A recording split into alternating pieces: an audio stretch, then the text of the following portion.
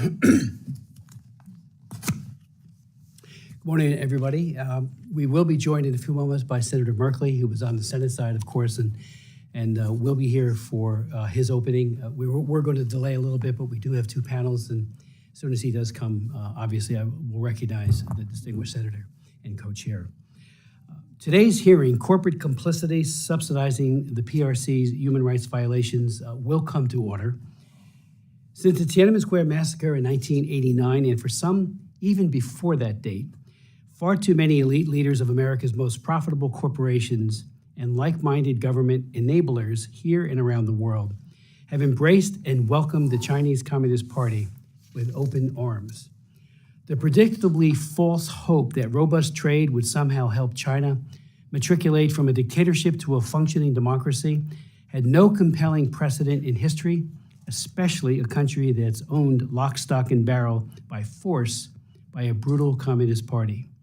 That false hope has been further exposed every single year since the early 1990s by China's ever-worsening abuse and violence against its own citizens. The pervasive use of government-sanctioned genocide, torture, rape, forced abortion, involuntary sterilization, forced organ harvesting, human sex and labor trafficking, religious persecution, kangaroo courts, particularly for political and religious prisoners, free speech and assembly violations, the atrocities they have committed in Hong Kong after making solemn promises to protect the basic rights, as well as the Sino-UK agreement. And of course, there's so many other crimes against humanity. They attest to an absolutely shameful record of wanton cruelty. Tragically, the abuse and violence has only gotten worse under Xi Jinping.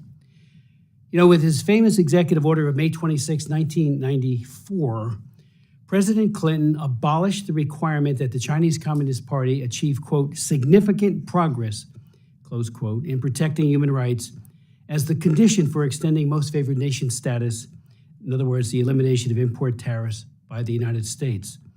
A few months earlier in 1994, before the President Clinton's capitulation, I traveled to Beijing and met with foreign ministry officials in Beijing and argued that President Clinton wasn't going to back down or back off his promise to end MFN unless China reformed its barbaric practices. I even conveyed to the CCP officials a bipartisan letter signed by 100 members of Congress, left and right. Nancy Pelosi was on that. Frank Wolf was a co-signer, and many others. And we said, we stand with President Clinton, and we stand for human rights. While there, I also met with the U.S. Chamber of Commerce in Beijing, who thought that we were wrong to link MFN with human rights. After a spirited exchange over breakfast, I came away with the inescapable conclusion that no human rights violation by the CCP would be caused to disrupt lucrative business deals. A few months later, to my shock and dismay, President Clinton delinked human rights from trade. He did it on a Friday afternoon after almost everybody in this building had left to go back to their districts. I was lingering doing some work in the office when the story hit. I ran over to the press gallery, did a press conference impromptu. If you go to C-SPAN, you can see it. I wasn't the only one. Nancy Pelosi ended up doing her own press conference. We were shocked that he delinked. He had accused, and rightfully, President George Herbert Walker Bush of coddling dictatorship, and I agreed with that. After Tiananmen Square, then he coddled like no other. The symbiotic U.S.-China trading relationship that emerged in the 1990s and continues to this day allowed many to become incredibly rich and powerful while conveying to the CCP extraordinary industrial capacity and know-how for both consumer goods and, ominously, military products and capability. That CCP military capability today poses an existential threat to Taiwan, numerous nations in the region, and to the United States of America ourselves. Today, it is deeply discouraged to see that the ongoing complicity of American companies in aiding and abetting the Chinese Communist Party's heinous crimes against humanity and genocide. Many are complicit in concealing the PRC's abuses. Many are complicit in the PRC's restrictions on freedoms. Many are even complicit in amplifying the Chinese Communist Party's propaganda across our country, spreading political and ideological stances that are completely contrary, antithetical to what the United States stands for.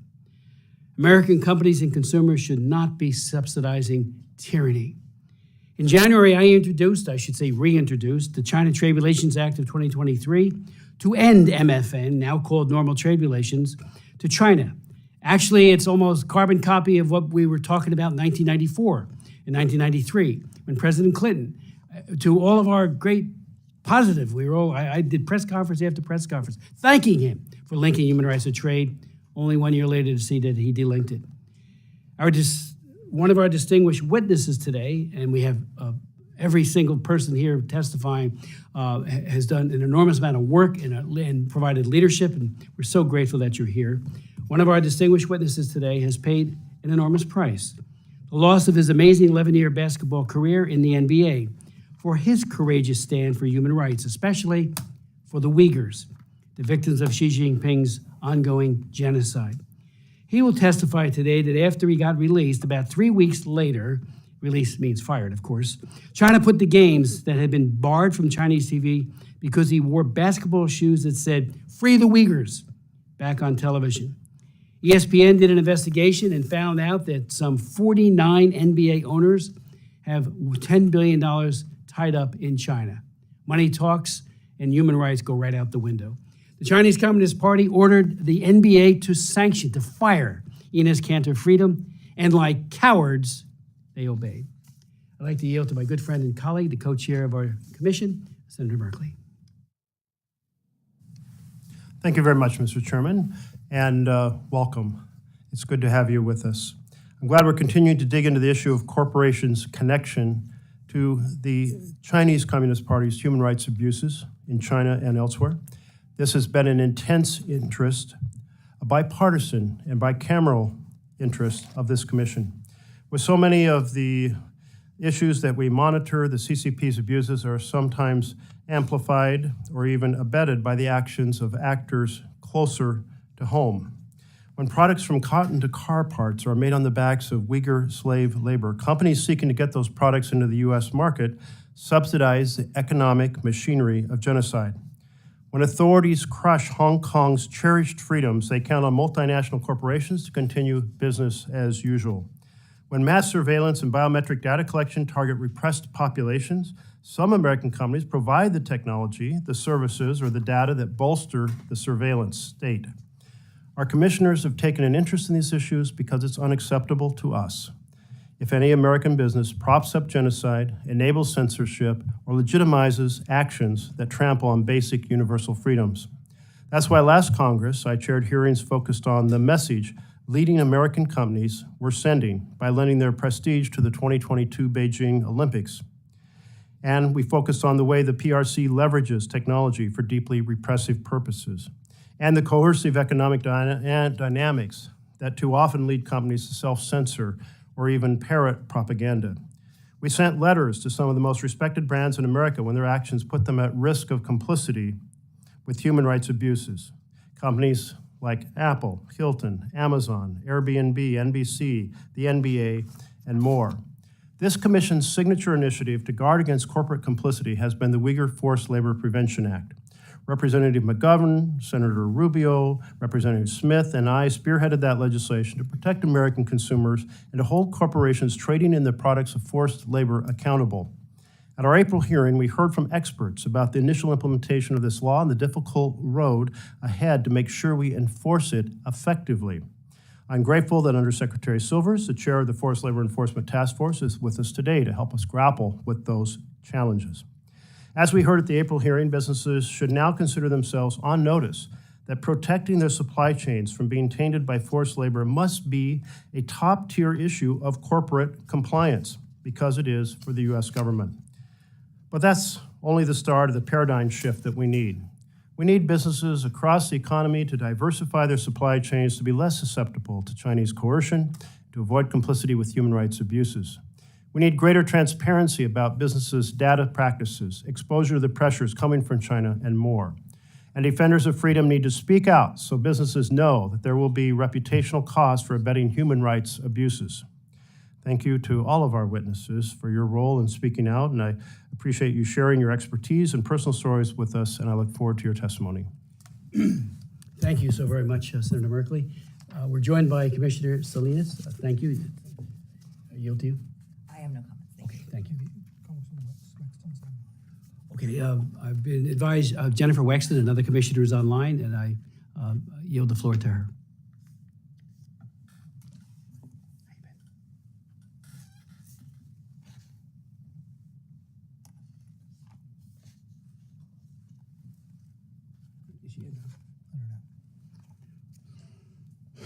Okay, I think we can go back to her. Okay. Well, thank you. Let me introduce our first witness, and when Jennifer comes back, we'll ask her for any opening comments she might have. With the one-year anniversary of the Uyghur Forced Labor Prevention Act's implementation just last month, we're grateful to welcome the Honorable Robert Silvers, Undersecretary for Policy at the U.S. Department of Homeland Security.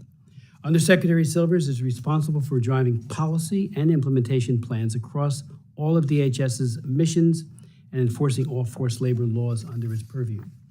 The Uyghur Forced Labor Prevention Act, drafted and spearheaded by this commission, is one of the most important pieces of legislation passed by the Congress in the last 2 decades.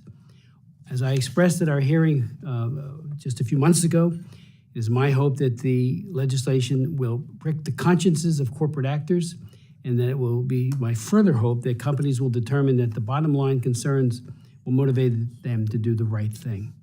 And indeed, I believe there are shared hopes of all of us today. Undersecretary Silvers, as chair of the Interagency Forced Labor Enforcement Task Force, is making an incredible impact on eliminating forced labor from tainting U.S. and global supply chains. When our commission wrote to him about our concerns about the implementation, he echoed our sentiments and detailed his plans on how the Forced Labor Enforcement Task Force will continue expanding the entity list and fine-tuning its important efforts to best hold violators accountable. Thank you, Undersecretary Silvers, for joining us today. And on behalf of our entire commission, I welcome you and look forward to your testimony and yield you such time as you may consume. Thank you, Mr. Chairman, Co-Chairman Merkley, and distinguished commissioners. Thank you for the opportunity to discuss the work of the Department of Homeland Security and the Forced Labor Enforcement Task Force to combat forced labor in global supply chains. The U.S. has long condemned the People's Republic of China's ongoing genocide and crimes against humanity against Uyghurs and other minority groups, including the systemic use of forced labor. U.S. laws that prohibit importation of these illicit goods reflect our values. They honor human rights. They protect American workers and legitimate businesses. At DHS, we are proud to enforce our nation's forced labor laws. It is the right thing to do. Congress charged the task force with leveraging the authorities of our member agencies across the executive branch to ensure the U.S. government is doing everything in its power to eradicate forced labor. I am honored to chair the task force, and under the leadership of Secretary Mayorkas, we are facilitating the flow of legitimate trade while working across the public and private sectors to keep goods made with forced labor out of U.S. commerce. We applaud the commitment of those who, on a bipartisan basis, secured the passage of the Uyghur Forced Labor Prevention Act, or the UFLPA. This law has brought a sea change to the way we approach the eradication of forced labor. Our implementation of the UFLPA has been speedy, strong, and surgical. Speedy because we implemented ahead of the aggressive schedule required by the law. Strong because we devote the full weight of our resources to enforcing the law.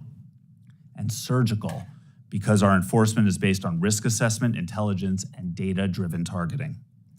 Since the UFLPA took effect in June of 2022, Customs and Border Protection has targeted more than 4,200 shipments, valued at over $1.4 billion, sending a clear message to importers that we take our mandate seriously. We continue to improve our operations with innovative technology, such as artificial intelligence and machine learning, and scientific testing that can help us determine the true origin of goods. Our early enforcement has been strong, but we do face challenges, including the risks posed by de minimis shipments and the need for further resources to fulfill our mandate. We welcome the opportunity to work with this commission and Congress to address these challenges together in a bipartisan way. In addition to the rebuttable presumption that the UFLPA established for goods coming from Xinjiang province, the UFLPA has other important components, including the public identification of illicit actors through the UFLPA entity list. The task force is committed to expanding the UFLPA entity list, as demonstrated by the recent addition of 2 new entities, extending the list to a current total of 22 entities. There is an active pipeline of referrals we are examining, and we anticipate more additions to the list in the coming months. Our partnership with the NGO community is critical, as is their research and monitoring efforts to identify forced labor schemes. Our engagements with the trade community focus on ensuring they have information and guidance to support their compliance efforts, including best practices for supply chain tracing and risk management, and statistics on our enforcement from CBP's digital dashboard. We engage industry leaders, including C-suite executives and board directors, to emphasize that eradicating forced labor from their supply chains must be a top-tier compliance issue. They must address this issue with the same vigilance that they address foreign corrupt practices, export controls, sanctions, privacy, anti-money laundering laws, and other pillars of modern corporate compliance. We are still in the early stages of quantifying the impact of the UFLPA on private sector behavior, but early data show promise. One respected supply chain mapping company, Altana AI, reports that transactions from entities potentially subject to enforcement under the law decreased by approximately 40% between June 2022 and March 2023. The same period also saw the overall value of transactions decrease by approximately 50%. Another supply chain mapping company, Sayari, has informed us that it has similar data.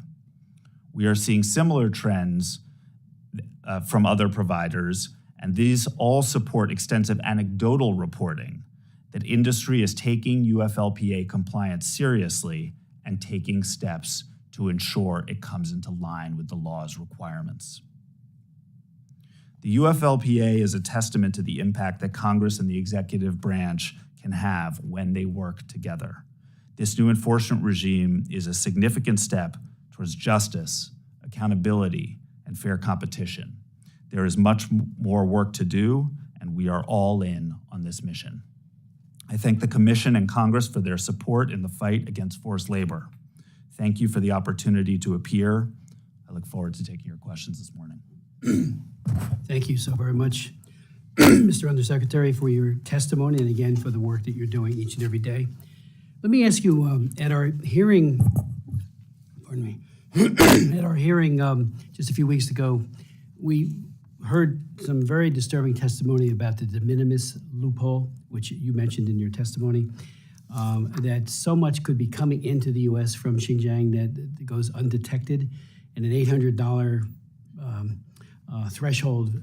How do you know when you're not even checking? I'm not saying you, but how do we know when we're not checking packages coming in because there's an assumption that it is part of the de minimis?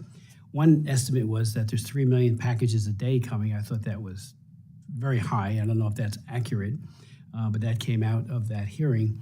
And I'm wondering if you have any thoughts on what we should be doing to maybe close that loophole, do a more robust checking of those packages, because it seems to me if the Chinese Communist Party can find a way to skirt any kind of, and the businesses that are working there, any kind of sanctions, they will do it, and they're masters at that. Thank you, Mr. Chairman, for the question. I share your concerns and your questions about the effect of the de minimis exception and what it means for our forced labor enforcement. To be clear, the UFLPA does apply to de minimis shipments. We conduct our risk-based targeting and our other approaches on de minimis shipments. However, there are challenges. We get less data for de minimis shipments than we do for shipments valued at over $800, and that makes the targeting and the enforcement work more difficult. We do receive into this country somewhere between 2 and 3 million de minimis shipments per day. Per day. And so the numbers I've heard are something around 700 million or so per year. And it is an extremely high volume. Recognizing, and this is, I should note, this doesn't just challenge our enforcement as to our forced labor laws, it challenges our enforcement to a whole host of important issues. Our ability to detect narcotics that may be shipped in, fentanyl, other contraband, counterfeit items, and products made with forced labor. Recognizing the challenges, I have worked very closely together with the terrific team at Customs and Border Protection to develop short, medium, and long-term strategies to work on this issue. In the short term, we are adopting software enhancements that will improve our ability to target on de minimis shipments and enforce our laws. In the medium term, we are looking at regulatory changes that can enhance our data collection. And in the long term, we would like to work with Congress. You're going to be hearing a lot over the coming months about what we are calling our 21st Century Customs Framework. This is an attempt to modernize the way we process cargo into this country so that it is both efficient and has integrity and security. And we would like to work with Congress on those issues because it will have a lot of positive impact for our ability to enforce forced labor laws, including in the de minimis environment. Secretary, about a year ago, I chaired a hearing on the outrageous practice by the Chinese Communist Party of exploiting children in the DR Congo. They have pretty much captured the entirety of the cobalt mining. Something on the order of 35,000 to 40,000 children are being exploited every day, and maybe upwards of 200,000 adults. When those mines were owned by United States companies, arguably they were better in terms of their treatment, their payment of salaries, and more humane conditions, but that has all gone the wrong way with Chinese leadership. Now, we were told at that hearing, and I introduced a bill just a few weeks ago, that would look to enforce our trade sanctions against forced labor and child labor, whether they find themselves in an EV or for some other purpose, which cobalt obviously has multiple purposes. And I'm wondering your thoughts on that. The bill, I think, is an idea whose time has come. How dare we build cars, whether it be Tesla or any others, with child labor, kids who are dying. And what came through with that hearing, and we have followed up very vigorously, the DR Congo leadership, it would seem, is just simply looking the other way or getting paid off by the Chinese Communist Party. We know there's no Foreign Corrupt Practices Act, so that's a very easy thing to do. So all this cobalt is going to China. It's being refined and then put into use in EVs and in other applications. And I'm just wondering what your sense is about that. We'll send you the bill. I hope you'll take a look at it and give us any thoughts you might have on it. But I see Teslas all over the road. I mean, especially in this area. And every time I see one now, I say, that was built on the backs of some African child or some African adult who may be dead now, certainly often sick, and many of them do die in those mines or from sicknesses garnered from breathing in those vapors or that dust. Your thoughts on that? Thank you, Mr. Chairman. We are going to enforce our forced labor laws wherever the facts lead, whether they lead to China or whether they lead to other countries where China may be exporting its forced labor practices. And no place or industry or supply chain is off the table when it comes to our zero tolerance approach for forced labor. I would look forward to reviewing the bill and working with you on the issue. Can I just ask finally, then I'll yield to my distinguished colleagues, what is being done by DHS to address the use of prison labor at the Shizhan prison, where a supplier for Milwaukee Tool employs political prisoners for labor, making them work some 7 days a week, 13 hours a day to meet their quotas? Thank you, Mr. Chairman. We are quite concerned about the significant amount of reporting that we receive about abusive labor practices in PRC prisons. We have our Homeland Security Investigations Agency, including through their presence at our embassy in Beijing, investigate and look into those kinds of issues. And if there is a link found between forced labor in Chinese prisons and product that is to be shipped to the United States, we will fully enforce. I will say it is difficult work because it is so difficult to get facts about what is happening on the ground in China, not least of all within a Chinese prison. The lack of transparency into the Chinese system is a challenge that we have to penetrate. It's a challenge that companies that want to do the right thing have to penetrate because it makes due diligence difficult. I think that's part of the reason why you've seen a number of companies working to pull their supply chains out where they cannot obtain the transparency that they need and that the law that you passed requires. I appreciate that. Without objection, I ask unanimous consent that a letter by Senator Merkley and I be included in the record. It's a letter to Steve Richmond, who's the president of Milwaukee Tool. We lay out the problem as we see it, particularly since Wisconsin Watch did an investigative report on this, and the findings are very, very damaging. And Milwaukee Tool gloves continue to be sold at Home Depot and as well as on Amazon, and we need to get to the bottom of it. So without objection, this will become part of the record. Senator Merkley. Thank you, Mr. Chairman. And Undersecretary, I'll try to be brief in my questions because I have a lot of them, and if you can be succinct in your responses, it would be helpful. First, we see that a lot of shipments that are being questioned are really being shipped through Malaysia and Vietnam. Are you getting cooperation from the governments of Malaysia and Vietnam? We are. We engage with both those countries, and that is correct. The two countries that have the most enforced shipments under the UFLPA are actually from Vietnam and Malaysia, and it shows the distributed nature of supply chains and that things that are made in Xinjiang may end up elsewhere before being shipped to the United States, and we understand that and we enforce on it. And I think it also reflects an effort to launder the products out of China to try to make it more difficult for the U.S. to intercept them under this bill. So I'm glad you're paying a lot of attention to that. Under the UFLPA dashboard, about 16% of the 4,200 plus shipments that were targeted were denied entry into the U.S. When they are denied entry into the U.S., is the manufacturer or the shipper able to then transport those goods to another country? Under the law, they are, if we deny entry, they are permitted to re-export or destroy the goods. So I just want to note that that's an area we should pay attention to, because if it simply means they're stopped in the U.S., but they're shipped across the border to Canada, we really haven't achieved much, which brings me to my next question. How much cooperation are we getting with Canada and Mexico in terms of creating a more united regime in regard to forced labor? So, Senator, I agree 100% with you that we won't achieve our common goal of eradicating forced labor if the goods just go elsewhere. That is why we are putting such a priority on international cooperation. The USMCA trade agreement requires the U.S., Mexico, and Canada all to have forced labor enforcement regimes. We are working with both those governments towards that end. Great. And Europe? And we engage with European partners as well. I think there are huge benefits to harmonized laws. The UFLPA, I think the Commission can take great pride, is the most forward-looking, aggressive law in the world right now on this subject.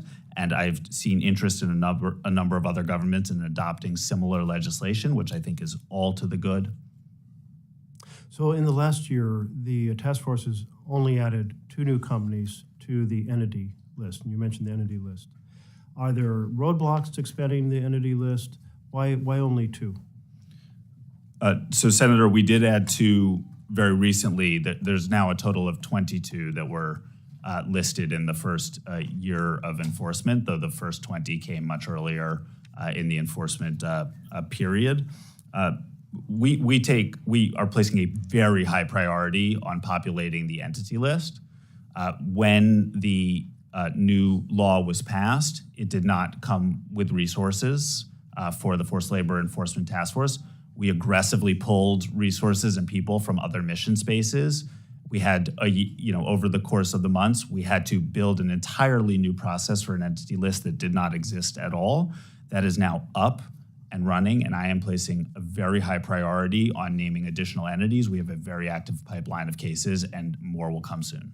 Do we see companies really starting to respond saying, hey, this is real, we either have to establish our safe harbor, like very clear documentation, or we need to move our production that has been tied to forced labor into a different country or a different part of China, so on and so forth? We've seen are companies starting to take this seriously? Yes. We have significant data and significant anecdotal evidence. The companies are hearing this. The message is well received in terms of congressional intent, as well as through our strong enforcement in year one. And so, for example, the software, the AI-driven supply chain management software company Altana noted that suspicious shipments from Xinjiang or related to Xinjiang to the U.S. declined by 50% over the first year of enforcement based on its trade data. Are we seeing a fair amount of that being bifurcated supply chains? That is, well, we have a factory in Vietnam, we'll send those products to the U.S. while sending the Xinjiang factory's products somewhere else that doesn't have this enforcement.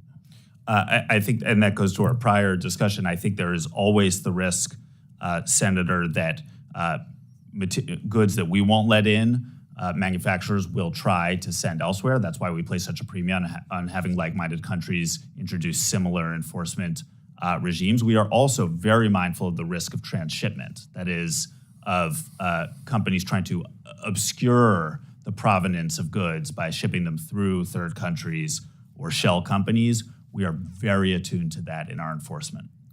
So Congress appropriated funding for innovative technology to help with enforcement, such as supply chain mapping, supply chain traceability, DNA testing. Do you have any pilot projects that have started utilizing that money? Is the rubber hitting the road? The rubber has already hit the road, Senator. We are using several AI-based software supply chain mapping tools.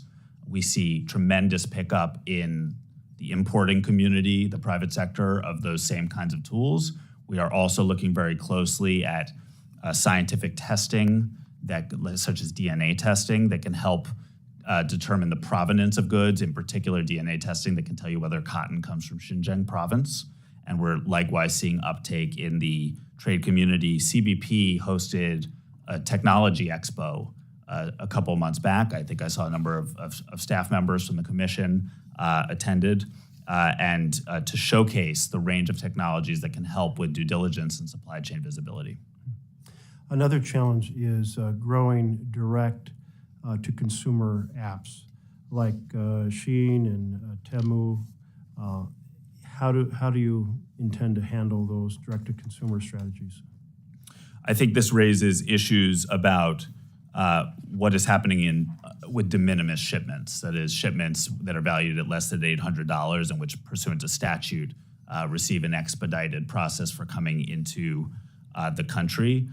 Look, first, when we receive reports that any shipping channel may be infected with forced labor products, we are going to look into that and investigate and take enforcement action as appropriate.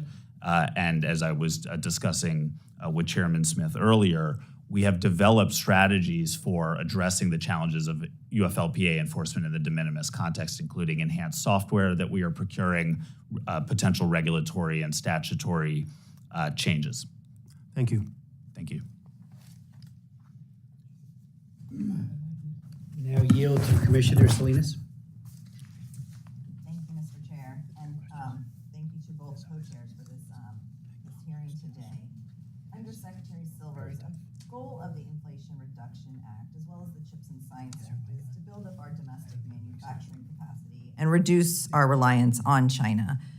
This could make it far easier to avoid some of the challenges we discussed earlier around mineral supply chains. But it also makes me wonder what we might lose by building a more arm's-length economic relationship with China. Is there evidence that Chinese entities actually respond to American import restrictions by improving their labor practices? Thank you very much, Congresswoman. We do strongly support supply chain resilience initiatives such as the CHIPS Act, building up a domestic supply chain and manufacturing base for things like semiconductors. That's just critical to our future. We believe we can do that while still maintaining our leverage to shape practices within China to the extent we can, but as importantly, perhaps shape the practices of importers and where they decide to source from. I think the last decades have shown that we may not have complete leverage in terms of shaping how China intends to run its system. But what we do have a lot of leverage over is what products we allow into this country. And I think what we have seen is Congress, on a bipartisan basis, pass laws like the UFLPA. And that is, we have significant reason to believe, is causing a lot of companies to pull their supply chains out of Xinjiang province. And so I think we can pursue the really important domestic supply chain and manufacturing resilience strategies that you mentioned, while also keeping enforcement strong to keep these kinds of forced labor products out of our system. Thank you. I think we can do both as well. Thank you. I yield back. Thank you. Commissioner Wexton.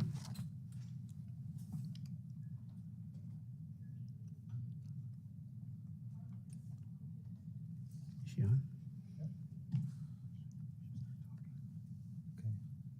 Thank you very much, Mr. Chairman. Yes, all we hear me can. okay? Perfectly, thank you. Good, wonderful. Thank you so much for being here today. Thank you so much, Mr. Undersecretary, for being here as well. And before I get started with my questions, I'm going to tell you I have an illness which affects how I speak, which make it kind of hard for me to speak in a way that is understandable. I'm sorry if I do that, and please do not hesitate. If I say something I have trouble understanding, please do not hesitate to let me know and ask me to repeat the question, or repeat the question yourself to make sure you got it right, okay? Do that for me, please. I will, thank you. Thank you so much. So I represent Virginia 10, which is a Northern Virginia district, and had until very recently one of the highest populations of Uyghur Muslims in the United States. And it's still, we have a very big population here in Northern Virginia, so it's something that's really important to a lot of my constituents. I commend the work that the DHS and Forced Labor Enforcement Task Force have been doing on this issue. I'll admit I was kind of skeptical when I got the sense that the administration was slow walking the passage of this bill. Now that it's been passed, you guys are doing a really fantastic job getting everything done. So I really appreciate that, and just thank you. So I really thank you for that and the work you've been doing, but there are methods and models for human rights due diligence. We're not seeing companies demonstrating that they know how their operations affect human rights. So it's a problem. The companies I don't know whether they actually know how their supply chains are affecting human rights, or whether they're being deliberately blind to how they're affecting them. Sorry about that. My dog wants to come in. I'll let her in a minute. But anyway, so the CBP giving clarity on what it will ask of companies to demonstrate that they're not causing, just contributing to, or benefiting from human rights abuses in the PRC. Are you giving training and telling people how they should be avoiding these contributing to human rights abuses in the PRC? Thank you very much. About what they should be doing. Thank you very much, Congresswoman.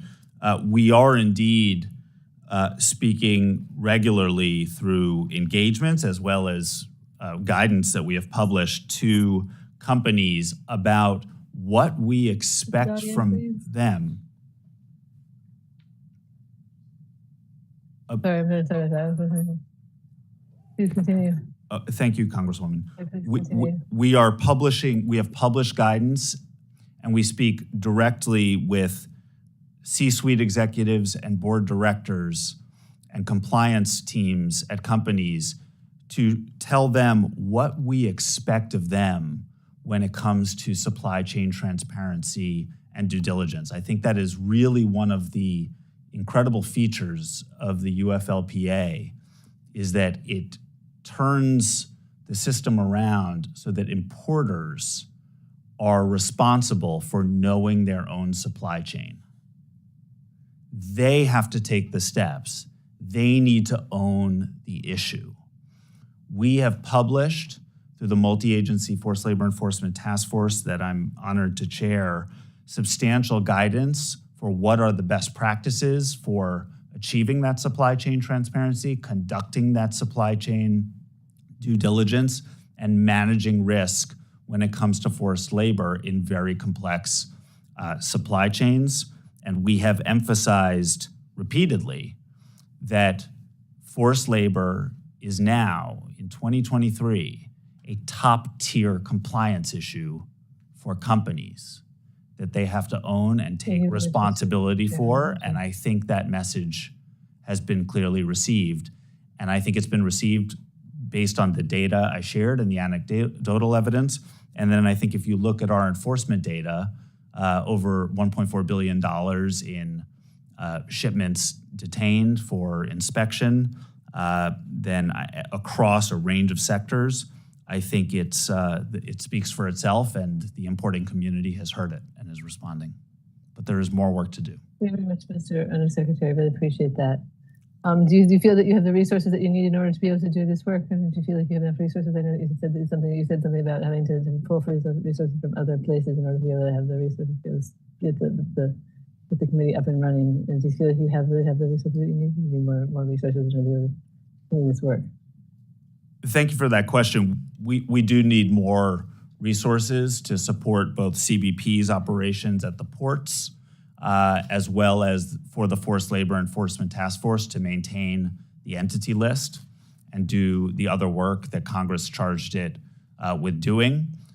We very much appreciate the resources that Congress appropriated to CBP for forced labor enforcement recently, but more is needed both for CBP and the Forced Labor Enforcement Task Force. In the meantime, though, we are pulling resources from elsewhere in the department because, bottom line, this is a high priority area for us, and we are going to resource it to get the job done. But we would look forward to working with Congress to get us more so that we can do more quickly.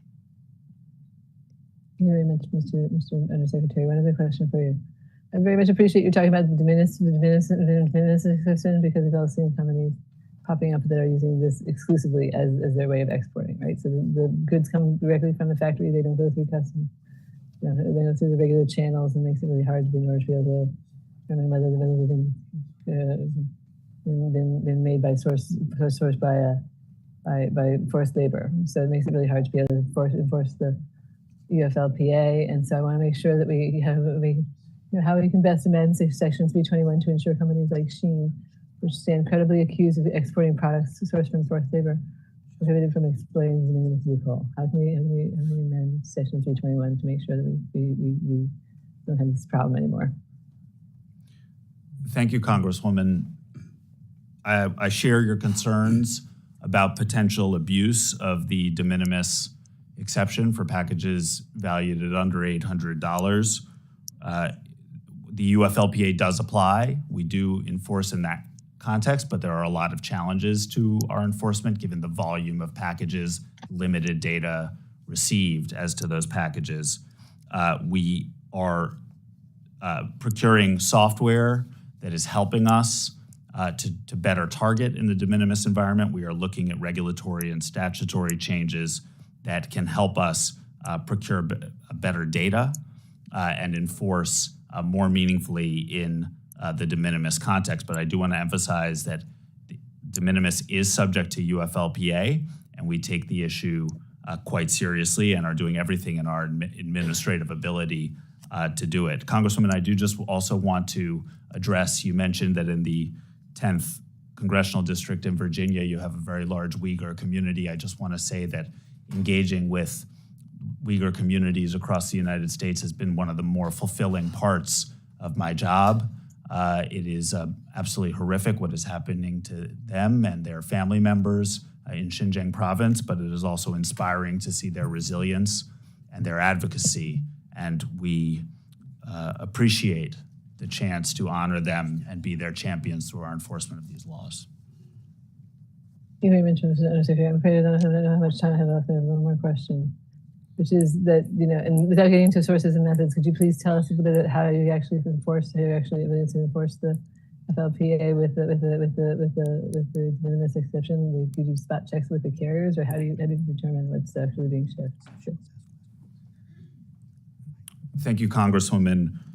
We conduct data-driven targeting across the vast volume of trade that comes into this country every year, and we enforce based on our analysis of trade data, based on our use of technologies like supply chain mapping tools, based on referrals that we receive from non-governmental organizations, civil society organizations, which so often are our ears and eyes on the ground, and we so value our partnership with them. Their activities have led to numerous enforcement actions by the Department of Homeland Security, and we act on other intelligence and data that we receive to make sure that any cargo that is coming into this country where we have a suspicion that forced labor might be involved is inspected thoroughly.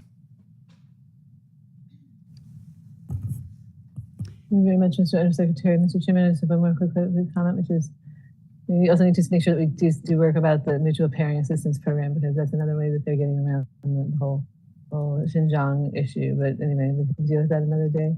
Thank you so much, Mr. Undersecretary, for being with us. Mr. Chairman, I'll yield back. Thank you very much, Commissioner. Let me just ask one final question. I have others that we'll submit for the record, but Inez Cantor Freedom makes an excellent point about how China has absolutely silenced the NBA. He points out that one of his friends, Daryl Morey, who tweeted "Stand with Hong Kong," and then talked to Inez on his efforts with regards to free Tibet, and then he did free the Uyghurs. And he says, "Inez, don't give up. When I tweeted about Hong Kong, the NBA made me take down my tweet and made me apologize. They made me put statements out which I didn't want to put out." He then encouraged Inez to continue on because he felt so bad about what the NBA had done to him. Well, we have written our commission to the National Basketball Association's Players Association, and we asked them to inform and to help NBA players terminate contracts with Chinese sportswear companies like Anta, Li Ning, and Peak that all pledged to continue using cotton and rayon from Xinjiang. They are still selling those products on their websites as well as on Amazon. Again, you know the story of Inez Cantor Freedom and what a heroic man he is. He has lost his entire career because he said free the Uyghurs. I can't believe, and I'll use the word again, the cowardice of the NBA in kowtowing to Xi Jinping and company, the Chinese Communist Party, to silence every single player. Well, now these individuals, we're trying to say, how do we help any NBA player get out from under being part of a sportswear using cotton and rayon, like I said, from Xinjiang? In your opinion, should goods from these companies be banned from import into the U.S. market? Mr. Chairman, President Biden gave an interview on CNN a few days ago, and he was asked whether he would let up on criticizing the human rights situation in China as part of the administration's China policy. And I'm paraphrasing, but he said something like, when it comes to slave labor, we're not staying quiet. That's just who we are. And at the Department of Homeland Security and on behalf of all the member agencies of the Forced Labor Enforcement Task Force, zero tolerance policy.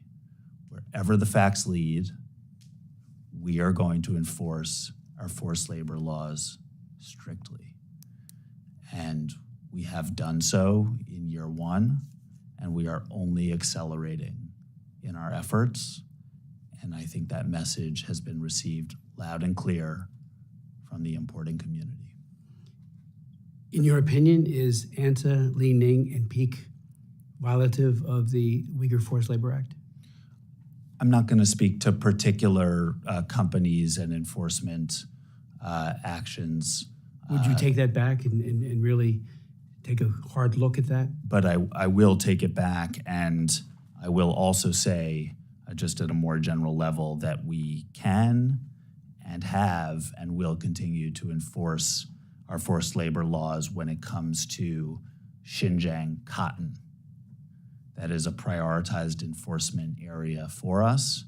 We have taken enforcement actions with respect to Xinjiang cotton, regardless of who the apparel company is or what kind of label is on the product.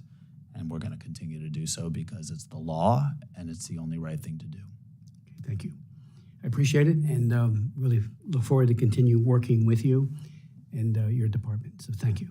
Thank you, Mr. Chairman. Thank you, Co-Chair. We're going to now move on to our next panel. I know, Commissioner Wild, you had no questions, right? No questions. Okay, thank you.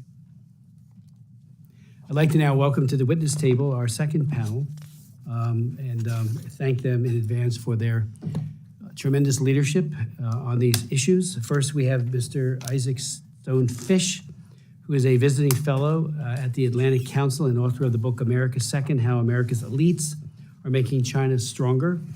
The book highlights how the PRC and Chinese Communist Party has leveraged. Let me just have this one. Please. Yeah. Pardon me.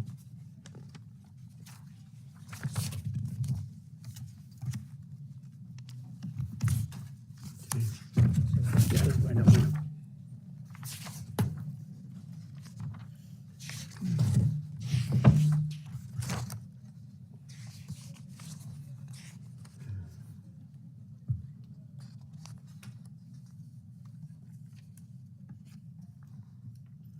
So to pick up where I left off, the book highlights how the PRC and Chinese Communist Party has leveraged its economic clout to demand political and ideological compliance across American corporations, Hollywood, and academic institutions. He has extensive insights on the Chinese Communist Party's pernicious influence in the U.S. and how it impacts our daily lives. In addition, Mr. Isaac Stone Fish is an adjunct at New York University Center for Global Affairs, a contributor to CBS News, a columnist on China, Risk at Barron's, and founder and CEO of the Strategy Risk Corporation. We will begin, though, however, with Mr. Enes Kanter Freedom. As a professional basketball player, he had a celebrated career in the National Basketball Association, having played for the Utah Jazz, New York Knicks, Oklahoma City Thunder, and Boston Celtics, just to name a few. 11 years. In 2021, leading up to the Beijing 2022 Genocide Games, Mr. Freedom became the most outspoken athlete, both on and off the basketball courts, about the PRC's human rights violations and the NBA's willingness to acquiesce to the dictates of the Chinese Communist Party. His commitment to speaking truth to power has led him to becoming ousted from the NBA. They fired him simply because he spoke truth to power. Just to give you some context of how a good player he was, what a good player, at the time of his banishment, his player efficiency rating among the NBA players, all-time ranking was 61, a metric that basketball fans will absolutely recognize. Rather than buckling under and yielding, Mr. Freedom continued to stand tall and firm. In fact, social media app TikTok, which is owned by the Chinese company ByteDance, even banned his account because of his posts about Chinese human rights violations. His account was reinstated, however, after TikTok CEO was questioned about it before Congress. Well, Mr. Enes Kanter Freedom, I hope you will post about this hearing today to boost awareness of this important topic. We will then hear from Ms. Shi Ming Li, a Chinese Christian who also goes by the beautiful name of Hope, and she became a human rights advocate after her husband, Shen Yun, was arrested by the Chinese National Security Bureau in July of 2019. Shen Yun was a prominent leader who championed health rights for the Chinese people. His work was so influential that the tyrannical regime in Beijing grew scared and accused him of subversion of state power. Shen Yun is currently languishing in a Chinese prison located in China's Hunan province. This is a prison where political prisoners were found to be subject to forced labor, sewing glove for American tool manufacturing company Milwaukee Tools, gloves that are still sold on Amazon and at Home Depot locations across the United States. And I would note parenthetically that yesterday the commission wrote a letter to the leadership of Milwaukee Tool, the one I put into the record a few moments ago, to address this very issue. Ms. Shi Ming Li, motivated by her Christian faith and love of her husband, aims to expose and end forced labor of Chinese political prisoners. And thank you so much for being here and joining us today. Finally, we will be joined by Dr. Ann Kokas, who brings a wealth of knowledge on today's topic on corporate complicity. She's the author of Trafficking Data, How China is Winning the Battle for Digital Sovereignty, which dives into how the Chinese government is essentially refining the art of gray zone warfare by influencing and exploiting the U.S. tech sector in Silicon Valley. Dr. Ann Kokas is also the author of the award-winning book, Hollywood Made in China, detailing how investments from China have shaped Hollywood. She is currently Associate Professor of Media Students at the University of Virginia, focusing on China-U.S. media and technology relations. And again, thank you for being here. What a panel of leaders, amazing leaders and experts. Thank you for your collective wisdom and individual. And this is the book. So thank you for giving me a copy. Great. I will read it in August when I read all my books. I'd like to now turn to Mr. Freedom for his testimony. Yes. Chairman Smith and Co-Chairman Senator Merkley and the members of the Congressional-Executive Commission in China, thank you all for having us and having me here today. So I want to start with, I'm a basketball player. I love going out there, competing with my teammates and trying to win a championship.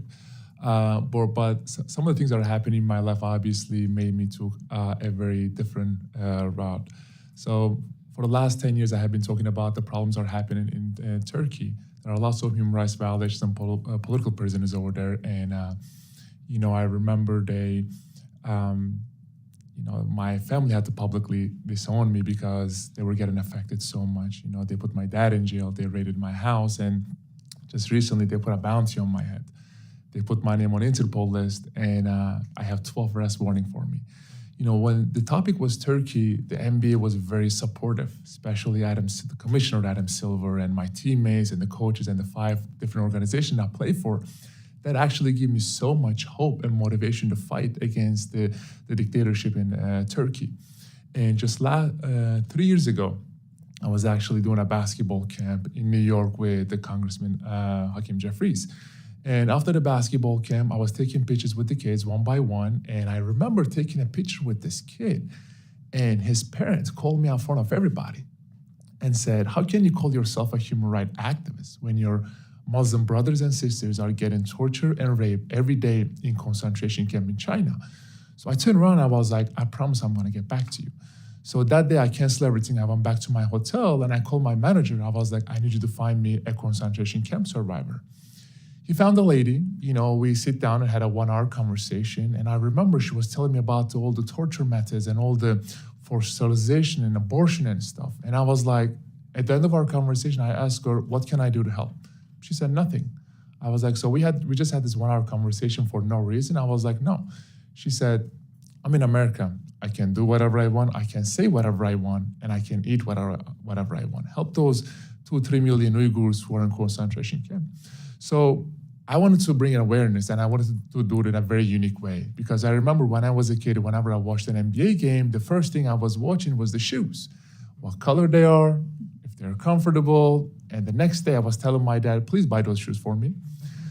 So we decided to reach out to these artists around the world and who's been oppressed by their government. And we created the shoes, non-slave labor, and we put all these messages on our shoes, which there was no rule against us because 3 years ago when we were in NBA bubble, all the players were putting on their shoes, Black Lives Matter, Black Revolution, George Floyd, which I'm not against. So my first topic was Free Tibet. Our first game, I was playing for Boston Celtics. Our first game was against New York Knicks, our biggest rivalry. And I remember putting on this Free Tibet shoes. I went out there, I started to warm up. A minute before the game, there was 2 gentlemen from Boston Celtics came to me and said, take your shoes off. I was like, excuse me? I was like, your shoes has been getting so much attention internationally, you gotta take your shoes off. It was the perfect moment for me because I was just getting ready for my citizenship test. So I closed my eyes, I was like, okay, there are 27 amendments. My first amendment, freedom of speech. I turned around and said, no, I'm not taking them off. So they're like, what are you talking about? I said, I don't care even if I get fined, I'm not taking them off. They said, we're not talking about a fine, we're talking about getting banned.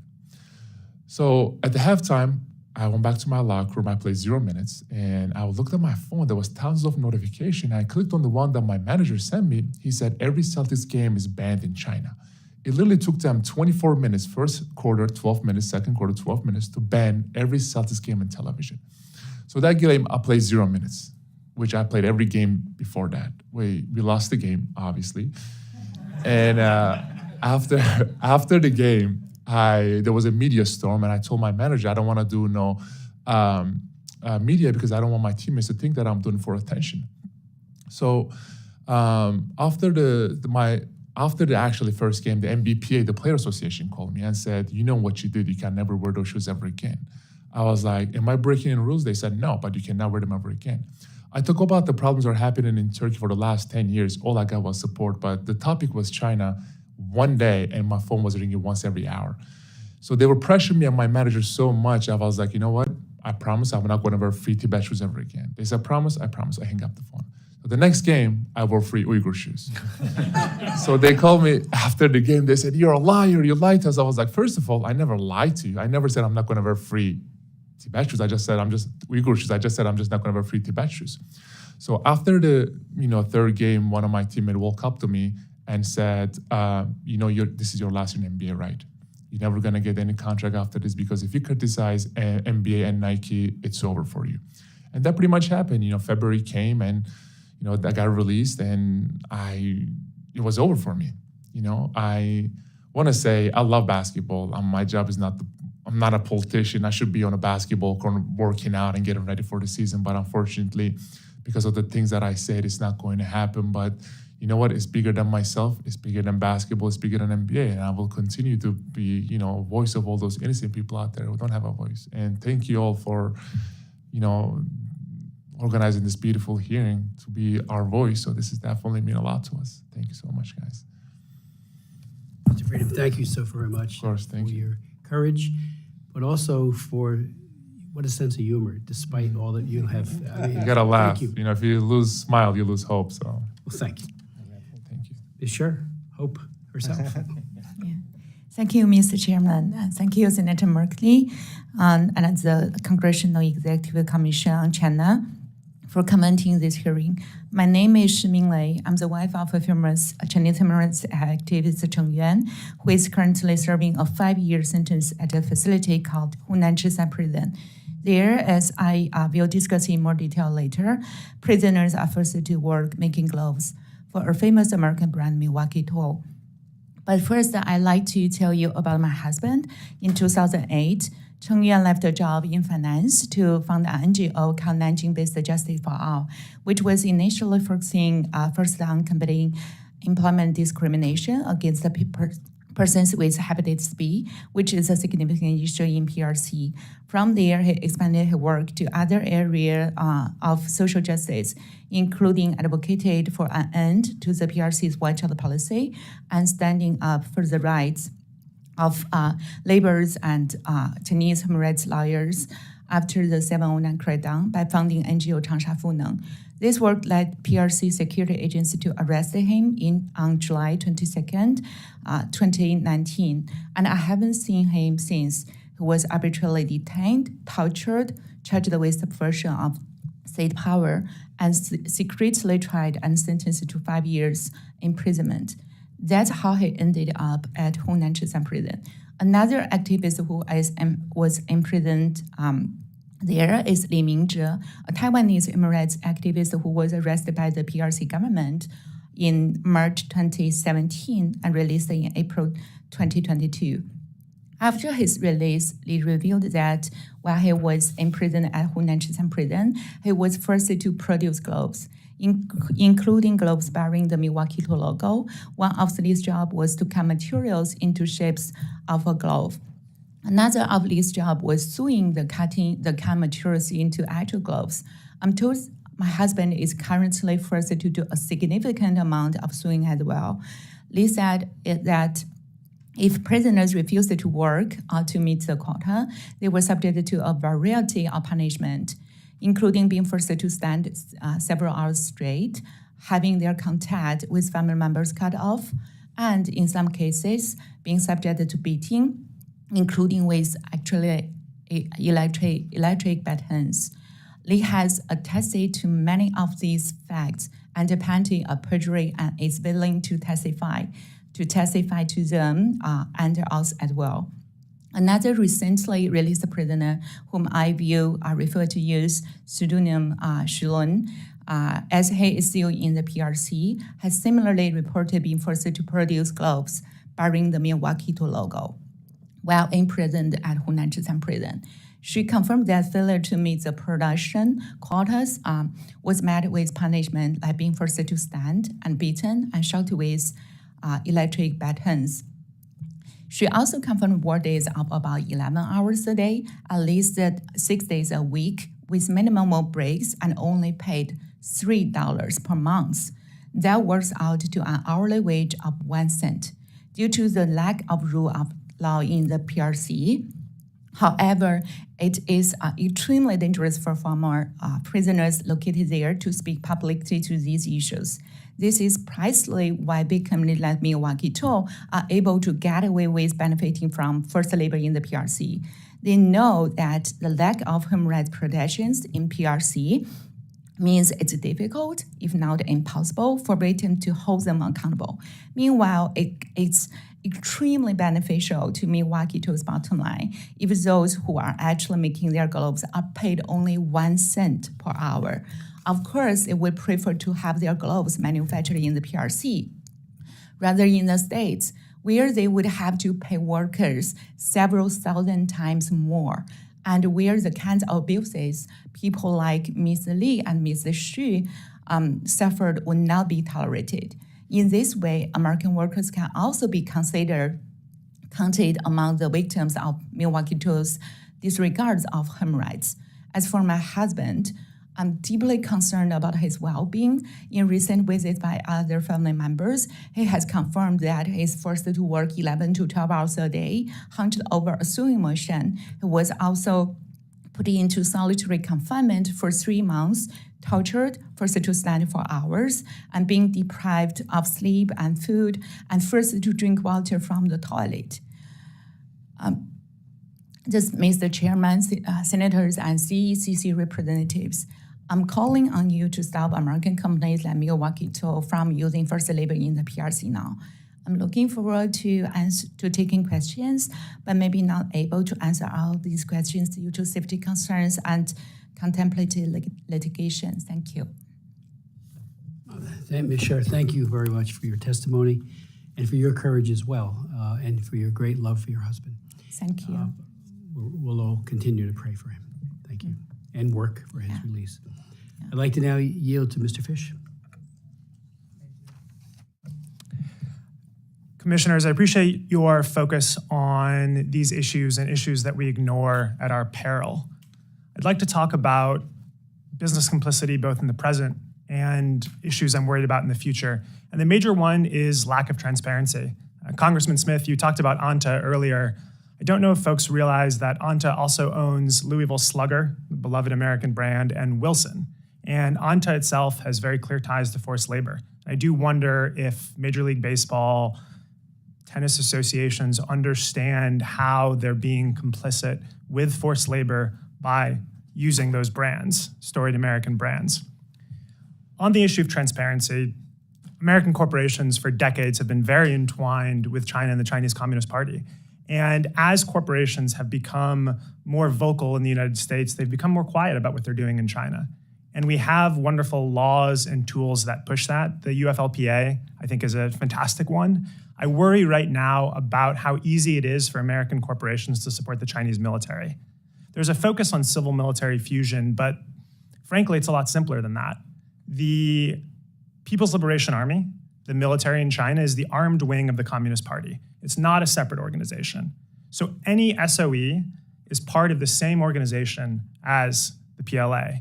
Bank of China, ICBC, a lot of these major companies are just part of the same organization that is the Chinese military and may at some point soon be killing Americans. The other issue I want to talk about is the way that major American military companies have deep ties to China. Boeing, Raytheon. I'm quite worried about the fact that the most important defense primes have major markets in China, Boeing especially. And in China, there are no private airlines. Every plane that Boeing sells in China it sells to the Communist Party. And so we're in a situation where we're facilitating not only the growth of the Chinese economy and the Chinese military, but also making it so American corporations have different interests and incentives than a lot of the people in this building. I want to continue with that and talk very concretely about the risks of war. We are at a very perilous time right now. And I worry that we're not having the national conversation about what would happen if China invades Taiwan. What does that mean for major American corporations who not only may be acting against the interests of the American people, but also, frankly, are putting a lot of their Chinese staff in danger? This commission so wonderfully focuses on vulnerable people in China. And I don't think we really think through, oh, if China invades Taiwan, so many people who have worked for Apple and Microsoft and Boeing will be seen by the Chinese Communist Party potentially as enemy combatants. And they will be harassed and they will be rounded up and potentially worse things will happen. And it's unfortunate that I have to speak this way, but we are in a scenario where, again, I can't predict the future, but we're in a scenario where World War III might be upon us, and there'll be massive, massive ethical concerns for that. I'm also quite worried about treatments of Chinese Americans here. We have a horrible history in this country of rounding up people who are citizens or were citizens of countries that we were fighting, Germans in World War I, Japanese in World War II. And we need to have a national conversation about how we're going to ethically protect our own, we're going to protect Chinese Americans. It's something that really, really worries me, and it's something that I think we need to talk about. The solutions are already in our wonderful political toolbook. It's open and raucous debate. It's more transparency for American companies. Most American companies don't break out their China revenue, so we have a very difficult time of knowing what exactly they're doing in China. The more we can learn, the more we can understand, the better that it is. So I'll stop there. Thank you very much. Thank you, Mr. Fish, so much for that testimony and your leadership. Ms. Kokis. Thank you so much. Thank you, Chairman Smith, Thank you, Chairman Smith, Co-Chairman Merkley, and distinguished members of the Congressional-Executive Commission on China. It is an honor to present my testimony. As the U.S. grapples with how to approach China's expanding digital influence, fragmented U.S. laws interact with expansive Chinese government oversight in a way that pressures corporations to prioritize compliance with Chinese laws and policies. Drawing from my recent books, Trafficking Data and Hollywood Made in China, I recommend enhanced data oversight in the U.S. to reduce digital rights violations by tech corporations from both the U.S. and China. More comprehensive U.S. digital oversight would align the U.S. with its allies and partners and countervail against pressures companies face from Chinese regulations. I look forward to the discussion and would be happy to expand on any of these points during questioning, but let me highlight the key points of my testimony. First, U.S. technology oversight assumes corporations have the capacity to track and mitigate harm, which we've seen time and again is not actually the case in many situations. Second, most Chinese corporate data oversight laws have extraterritorial scope and non-transparent enforcement. The opacity of these laws obscures which firms are exploiting data and generating other harms in the normal course of their operations, not just in China, but in the U.S. and with our allies and partners. Number three, limited U.S. data protections and the potential for financial, civil, and criminal penalties in China incentivizes following Chinese laws where there are not U.S. equivalents. So by not regulating within the U.S., it's not that we're creating more freedom for our companies, it's that we're incentivizing them to follow Chinese laws. Number four, similar pressures encourage firms to modify content to adhere to Chinese laws. In the absence of comprehensive data privacy oversight, the patchwork of sector-based and state-based oversight in the U.S. fails to keep pace with evolving technologies. I'm thinking about things like the Health Insurance Portability and Accountability Act, which does not cover key technologies like commercial DNA testing and smart health monitoring, or COPPA, the Children's Online Privacy Protection Act, which does not account for the ways that children's data is accessible on devices like Amazon's Alexa, Google Home, and how increasingly savvy users under the age of 13 are able to access that user data anyway. And finally, on the mental health impacts on teens who are over the age of 13, many of whom we see at the University of Virginia. States offer different protections for their citizens, different access for corporations to user data, biometric data, financial data, and access to different state networks and devices. This creates a very difficult environment for any sort of compliance. And as a result, states have an incentive, or companies have an incentive to choose to go to different states rather than to comply with data oversight. But corporate and user data oversight form the foundation of a wide range of emerging information and communication technologies like generative AI. So therefore, long-term competitiveness depends on good US data protection laws. Now, by contrast, in China, what we see is uneven enforcement and forced data localization. In China's 2017 cybersecurity law, requires critical information infrastructure data to be stored in China. The Personal Information Protection Law expands data localization requirements to make the transfer of data overseas subject to a security assessment by the Cyberspace Administration of China, very broadly defined. Similarly, opaque enforcement encourages corporations to comply with the most conservative interpretations of the law. For example, China's National Security Data Audit System, established by the Data Security Audit, which has extraterritorial implications, so applies to companies that operate in China and in the US, can review any data or might influence that might influence national security. Similarly opaque are the oversight mechanisms of the 2020 Hong Kong National Security Law, which I know that this commission has dealt with in great depth.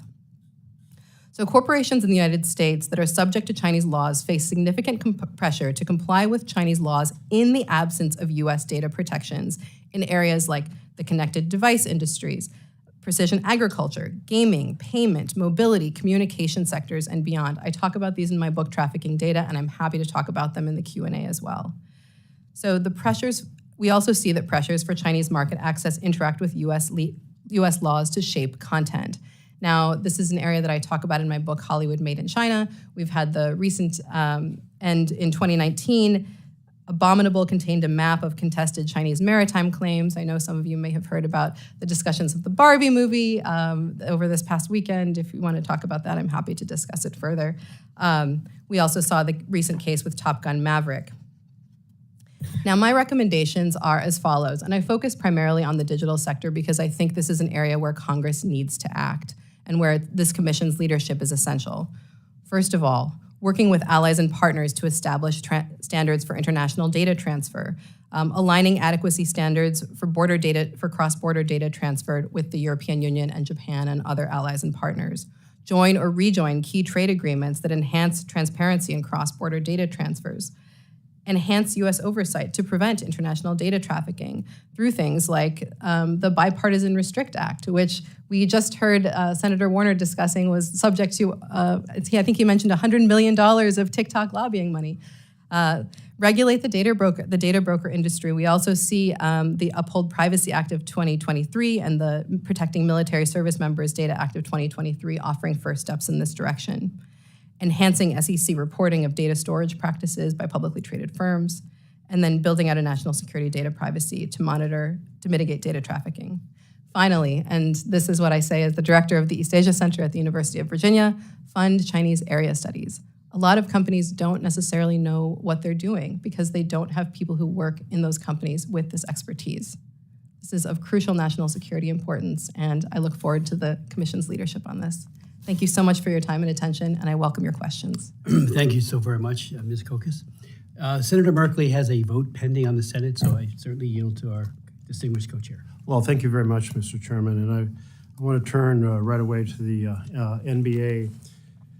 And I believe before the experience that you went through, Mr. Freedom, Daryl Morey, the general manager of the Houston Rockets, had tweeted in support of Hong Kong. And I think he suffered immediate backlash as well. So I just want to make the point that this is not just one vignette. This is a absolutely broader challenge to make in China. Did you have conversations with any of the NBA players who were considering or had endorsement deals with the Chinese sportswear companies? And did you get any kind of feedback from them, or did you get any support from players for the stand you were taking? You know, when I started to talk about the problems that are happening in China, it was the perfect moment because it happened right before the Beijing Olympics, Beijing Winter Olympics. People called it Genocide Games. So forget about the NBA. I try to reach out to NFL, MLB, MLS, NHL, WWE. I even try to reach out to Olympians. I was like, listen, while we are dribbling a ball, on the other side of the world, there's a genocide happening. We can come together and we can actually bring so much voice for these innocent people.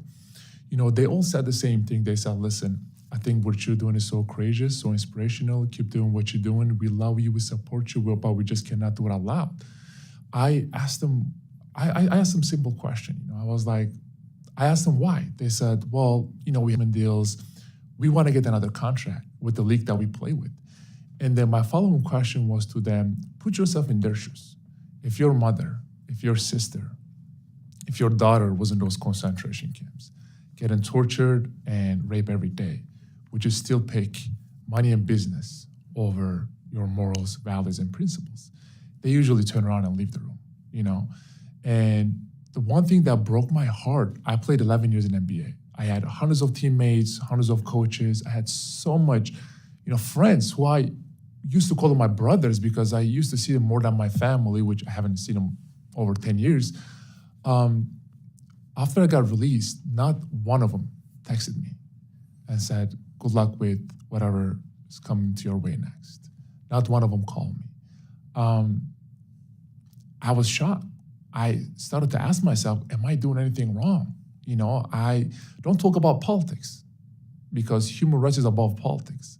I don't care if you're from the right, from the left, whoever party you cheer for, whoever you voted for, you have to care about human rights.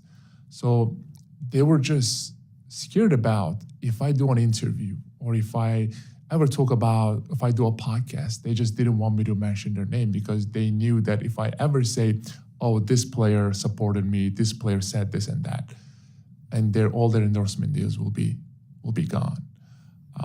So it was a very lonely road for the last year and a half, but I still check their stats. I still see if they're healthy or not. I still cheer for the Celtics, cheer for the teams that I play for. I just hope that they should understand. They understand at the end that what we're doing is what I'm trying to do is bigger than basketball, bigger than NBA, bigger than everything that we ever done. So. Well, we all greatly appreciate your stand on behalf of human rights. And I personally, and Congresswoman Salinas coming from Oregon, we also appreciated greatly your time with the Portland Trail Blazers. Oh, I love it. Thank you so much. I had an amazing time there. Ms. Shi, has Milwaukee Tool acknowledged the problem or their involvement with prison forced labor in China? No, we sent several letters, and we also required a conversation, but they refused to meet me in person. Are there other American companies in a very parallel position to Milwaukee Tool that you've had any contact with? Yes, I also found another American company involved in this case. We can hand over the details later. And by the way, we also contact Walmart, Home Depot, and Amazon because they are the major channels on Milwaukee Toll.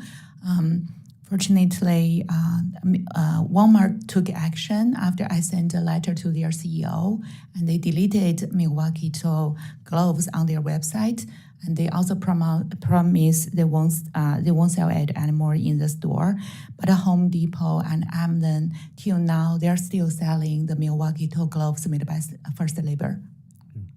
One of the things that we've discussed a lot on this commission is transnational repression, in which those who stand up for human rights here in America, their families are threatened. Obviously, your husband's already suffering in prison. Has anyone walked up to you on the street and said, we know where the other family members are in China, and are intimated that there would be further consequences of your speaking out? Until now, I think I'm safe in the States. But actually, when I was in China, since my husband arrested, I was suddenly put into home arrest for half a year.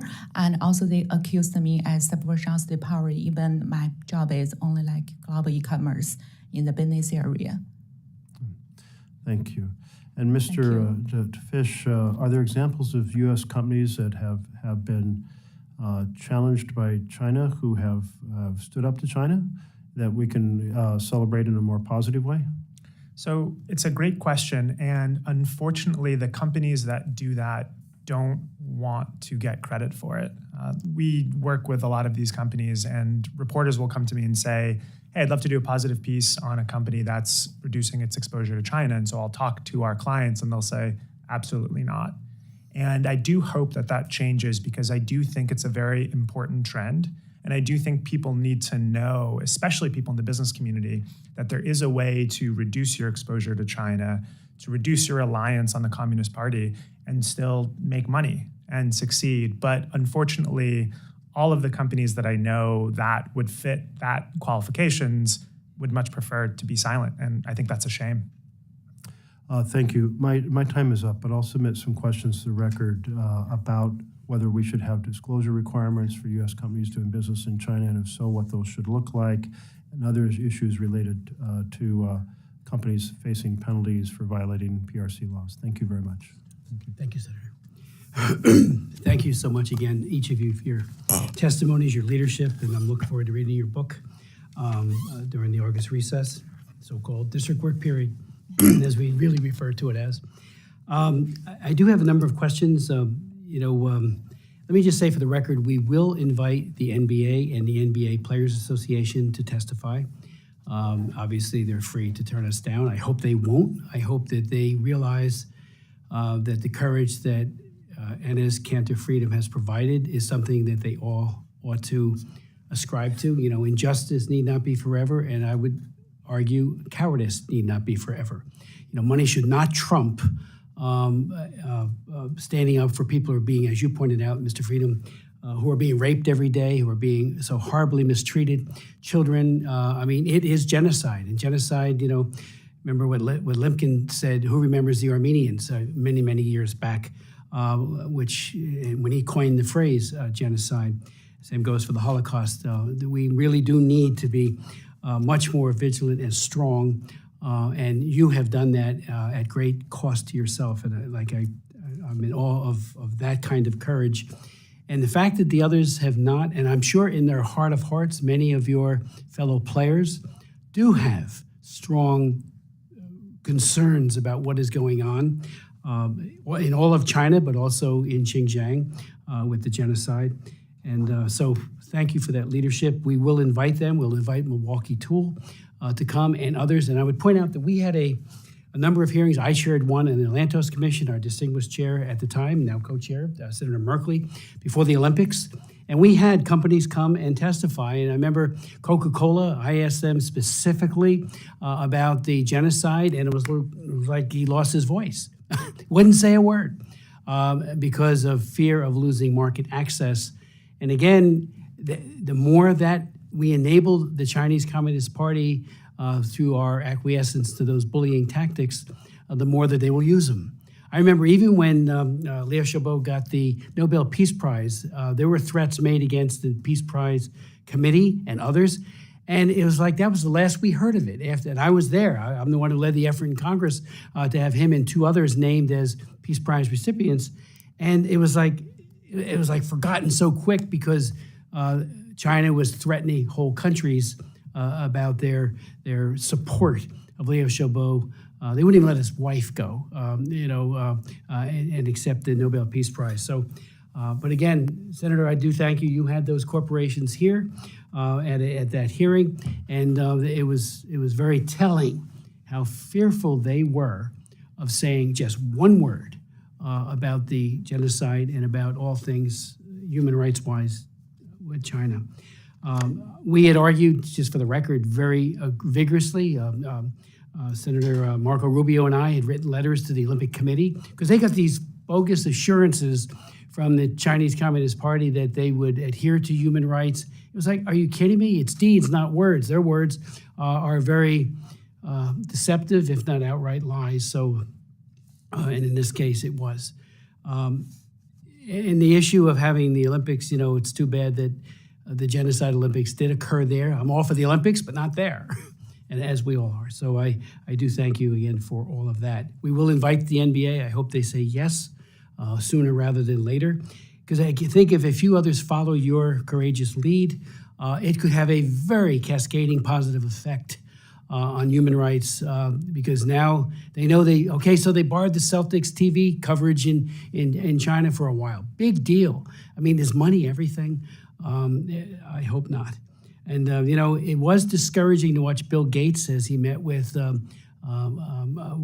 Jinping the other day. He's done some work on health and the like. But Microsoft and others have been enablers in the most egregious ways for decades.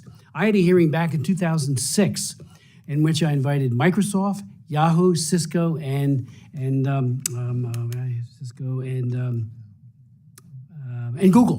Google to talk about how they were censoring and providing personally identifiable information on users to the Chinese secret police.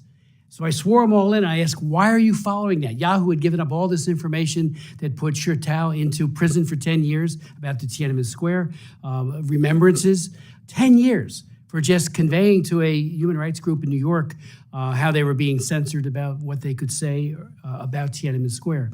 We had, during that hearing, the Google that you would get in China, that showed that Tiananmen Square, and not a single mention of the massacre, of the bayoneting, all part of the big lie. The bigger the lie, the better, I think, from the Chinese Communist Party.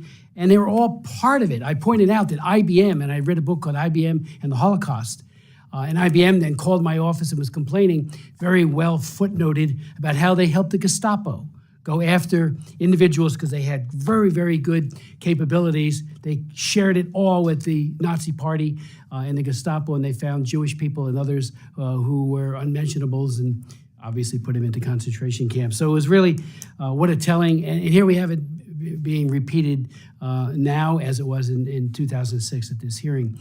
So we need to learn from it, and big corporations and tech really need to do far more to be on the side of freedom and democracy and not on the side of human rights abuse. Let me just also share to you, are you in any kind of contact with your husband? What is his welfare and? Yeah, so since January this year, my family members can visit him, but before that, 3.5 years, we couldn't visit him. But still, my letters to him through my sister-in-law were outseized by the prison, and even some photos of me and my 7-year-old daughter, and they just deprived the photos, and so it's really hard for me to contact with him. Yeah. Mr. Fish, one of the issues of the transference of military capability and know-how, dual-use items, which they have picked up almost with impunity to turn into a force that we may face someday, that Taiwan may face sooner rather than later, sadly. You might recall the Cox Commission. Christopher Cox, a member of Congress from California, did an amazing job, a bipartisan commission that looked at all of that and said, we're arming China. We're making them a first-rate, capable, militarily speaking, courtesy of making money off of them. Use aircraft and all these others were more than accommodating to give them everything they possibly want. You mentioned about an issue that we have not, or I haven't, focused on enough, and that is especially the Chinese nationals who are working for U.S. corporations. Should the balloon go up and there is fighting, God forbid, but there could be, how at risk they will be. And when you mentioned Boeing, I immediately thought of McDonnell Douglas and Boeing and all of the airlift capability that gives their troops.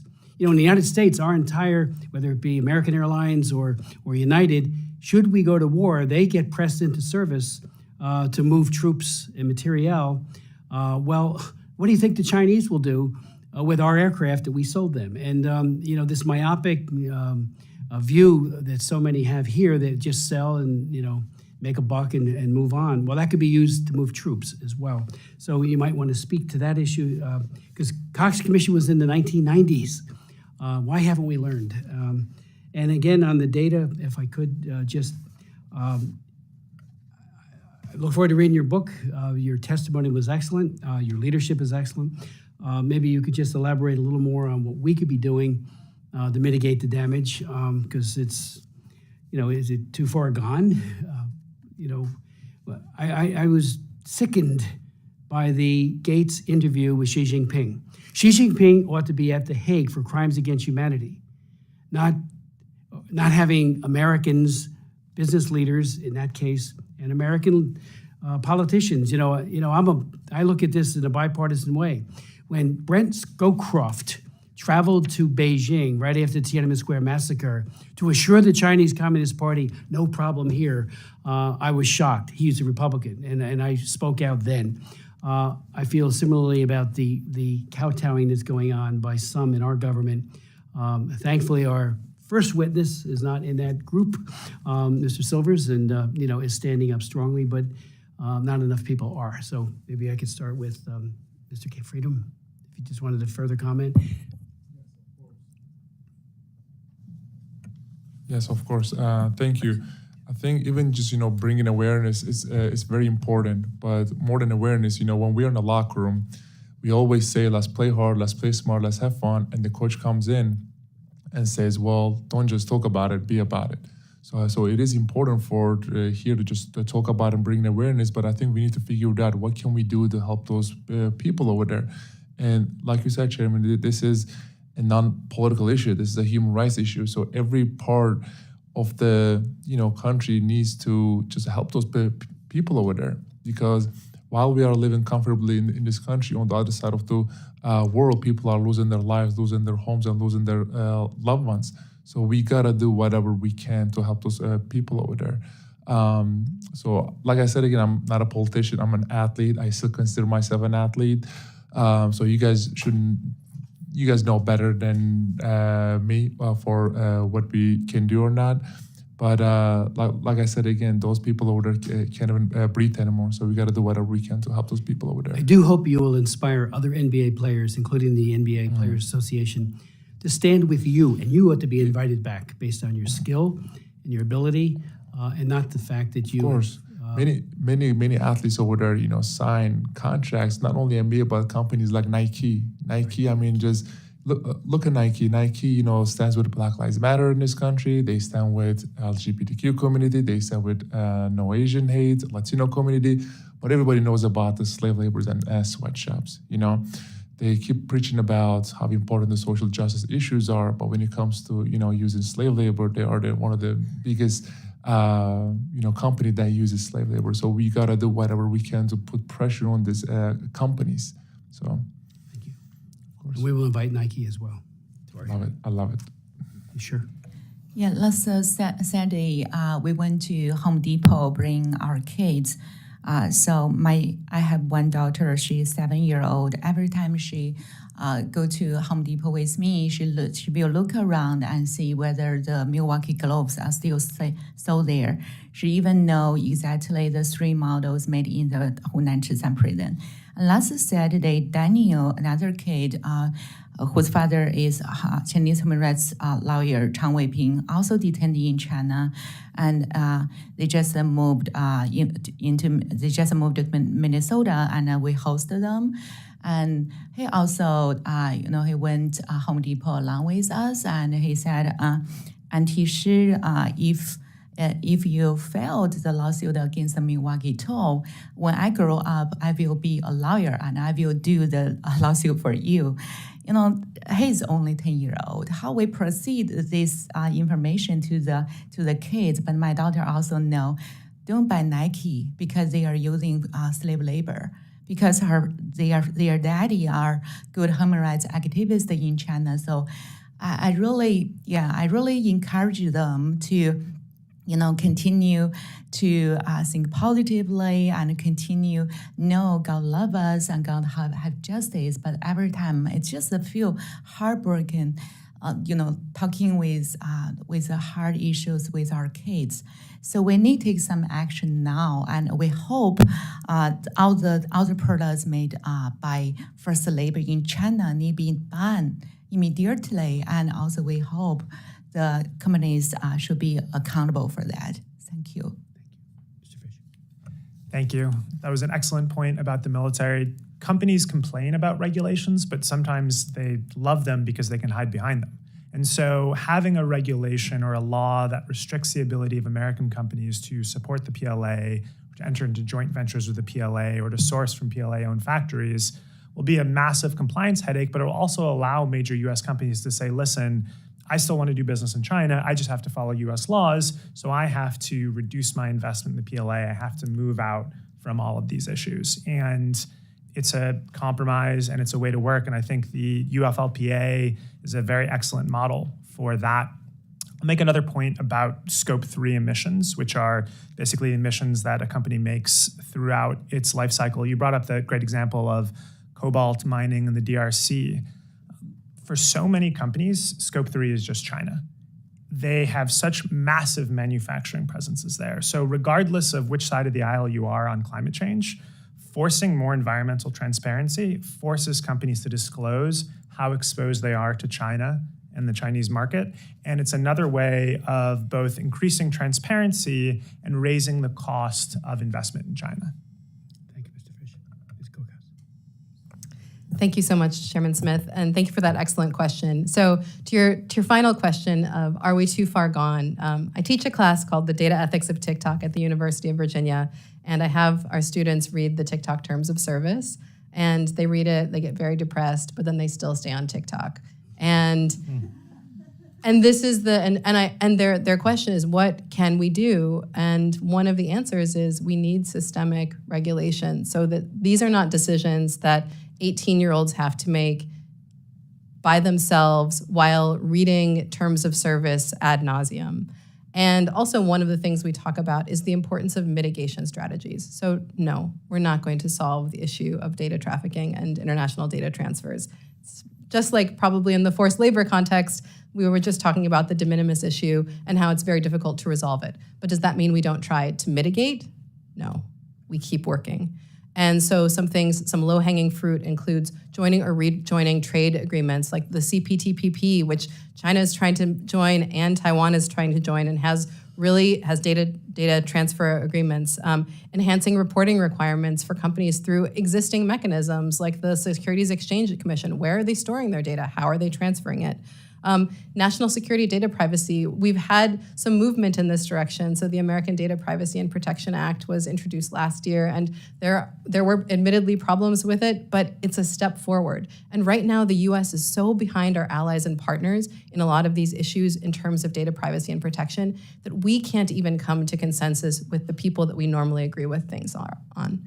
So I think that this is a really important area that Congress can move on, and not just for me, not just for the people on this panel, but for all of the people who are coming forward and are feeling rather hopeless right now. Thank you. Commissioner Salinas. Thank you, Mr. Chair. Dr. Kokas, and thank you all to all the panelists. Your testimony paints a really revealing picture of the risks posed to Americans, both by the lack of strong standardized data protections in the US and by our exposure to Chinese laws.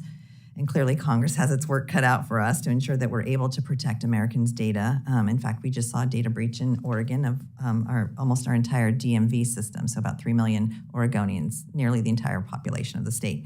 So can you talk a little bit more about the implications of strong domestic privacy laws for international norms? Yeah, so I spent last summer in Japan as an Abe Fellow, and one of the really interesting parts about that dynamic was talking with Japanese policymakers about their data transfer agreements and the data adequacy agreement that they had established with the European Union, and how by not having those data adequacy agreements with the United States, it actually prevented them from being able to have better trade with the US, more alignment in terms of ballasting against Chinese data gathering in Japan, in the European Union, in the United States. So by making the decision to kind of go our own way, and there's a reason for this. It didn't occur by accident. It's that we have enriched, the country has enriched itself, and I have probably personally enriched myself through my 401k balance by the rapid growth of tech stocks. And this is a way that we're able to grow and enrich the country, but it's also now tech companies do not have the same types of incentives that they once did in terms of the alignment with US national security interests. Also, these have become really significant international issues that are driving a lot of national security interests, not just domestically, but internationally. And the power of the Chinese tech sector means that this isn't something that the US can do by itself. So I thank you for your question. And also, just to one of my points, the importance of aligning state and national standards and using federal resources to help provide technical support for state organizations, which are really doing their best, but are often faced with quite untenable circumstances. Thank you. Mr. Fish, you noted that the key to addressing corporate complicity in Chinese human rights violations is to promote transparency. And as a reporter, you have no doubt, I'm sure, thought about the consequences of bringing to light previous opaque connections. I wonder, though, whether transparency is sufficient. We heard about the NBA's connections to China. Mr. Cantor Freedom has clearly brought about a high degree of public awareness of how the NBA works to appease the Chinese government to protect its own businesses. We've heard of TikTok making headlines for risking the exposure of Americans' data. These kinds of stories are widely reported. My question is transparency enough to reform corporate operation? And what kinds of disclosures would you like to see that might actually have some teeth? And what, as members of Congress, do we need to do to put those teeth in there? Thank you. I think those are excellent questions. In the spirit of transparency, I'm an ex-reporter. I run a data and consulting company, so I don't want to pretend to be speaking objectively on these really important issues. I think you're absolutely right. I think transparency is a step, but there's far more that needs to happen. I think the national security argument is a very important one, and letting companies know and understand that unless they take action, the US government's going to get very involved in a way that's bad for corporations and bad for the US government. And that if tensions worsen and China gets close to, or God forbid, invades Taiwan, national security concerns will take over, and there's massive amounts of human rights implications with that. And I hope we're careful and can take a deep breath and have conscious debate at that time. But companies need to know that they're going to be in a very difficult situation. And I think the argument that we find to be the most effective, and it's sad that this is true, it's not about national security, it's not about human rights, it's about regulatory risk, and it's about bottom line. And so making it clear to companies that this is how this loses you money, and that reducing your exposure to China has very clear financial benefits. So one of the issues is with hacking and with IP. Companies pay massive externality costs because of all the technology that they just leak into the Chinese ecosystem. And that's a very major cost. And the more that we bring that to light, the more companies can calculate that better on their bottom line. Another one is insurance. Insurance premiums on deals in China are way too low because we're not properly pricing the risk. And the government has a role that it can play in that. And so if you make it more expensive through insurance for companies to make certain kinds of investments in China, it's going to change the math for them, and they're going to do it differently. The other thing that I think is very effective, and I applaud this commission for doing it, is companies are very afraid of being hauled in front of Congress to testify. It's embarrassing, it distracts their CEO time, it allows and forces them to answer difficult questions. So the more that companies understand that, the better it is. And the final thing I'll say is the role that consumers can play. Consumers are far more critical of Beijing, the Communist Party, than Wall Street and then the executive branch of the government, I would argue. And so the more that actual consumers have a voice in their purchasing decisions, the more that they know about where the goods, the labor that they're producing comes from, the more likely that they'll push against what corporations are doing, and corporations will speak to the market and act to reduce their China exposure. Thank you. Thank you again to the panelists, and I yield back. Commissioner Nunn. Thank you, Chairman Smith, and also to the bipartisan panel here. I think this is not only a really good conversation, it's incredibly timely. Professor Kugas, you highlighted at the beginning that when the United States government fails to define this battle space, the Chinese will do it for us. And I think that is an absolutely truism. You need only look at what Ms. Xi has highlighted today as being so very true. I would offer the same is also true for our business and innovation sector. If we in the United States fail to define this battle space, the Chinese are going to do it for us. Mr. Cantor Freedom, more than a decade playing professional sports in the NBA. I mean, you are an individual who came from a community that had a totalitarian regime to the United States. You're now an amazing U.S. citizen. You're still an incredible basketball player. You came under this vacuum of leadership by corporate America to allow the Chinese to define what would be our principles in the United States simply because you wore a pair of shoes that said, I don't support the Chinese government's abuse of Tibet or its abuse of the Uyghurs. Who specifically did you feel the most pressure from? Was it someone in China or was it somebody happening right here in the United States? So it was actually the Player Association, which I give thousands of dollars every month to protect my rights against the NBA, you know? And I was very confused. I'm like, why are they pressuring me? They should be on my side, not the NBA side. Absolutely right. And one of my teammates said, well, if there's no NBA, there's no Player Association. So they got to do whatever they can to put a pressure on you. Even one point, I was talking to someone from the NBPA, the Player Association. They said, if you don't if you don't stop wearing those shoes, we are going to change the rules. So no one can put any kind of message on their shoes. And I was like, I cannot believe that they are telling me that they're going to change the whole rule in NBA so no one can, because it was so beautiful seeing all those players are writing these beautiful messages on their shoes about their kids, about if someone passed away, RIP to blah, blah, you know. It was a beautiful message. And then during the NBA bubble, NBA was telling us, you know, be outspoken about the social justice are happening in America. They put the BLM logos on the floor. They put the phrases behind our jersey, which was controlled by the NBA. We couldn't pick what we wanted to pick and stuff. So Adam Silver was the one telling all the players, hey, just go out there and speak, give interviews and stuff.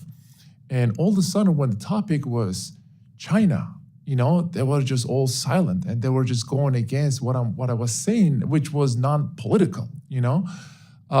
So it was someone from America, and I was like, how can the biggest dictatorship in the world, China, can control a 100% American-made company and fire a U.S. citizen? And I would just keep asking that question to myself. I was like, are we really free? Is it only NBA? The more I study, the more I realize NBA is not the only one. You see Hollywood, Wall Street, academias, big tech, you know, farmland. And I started to ask this question to myself. We just keep talking about the freedom we have in this country. Are we really free? So no, it was not it was literally someone from the NBA who was American. So, Mr. Cannon Freedom, you highlight the story of wearing free Tibet shoes.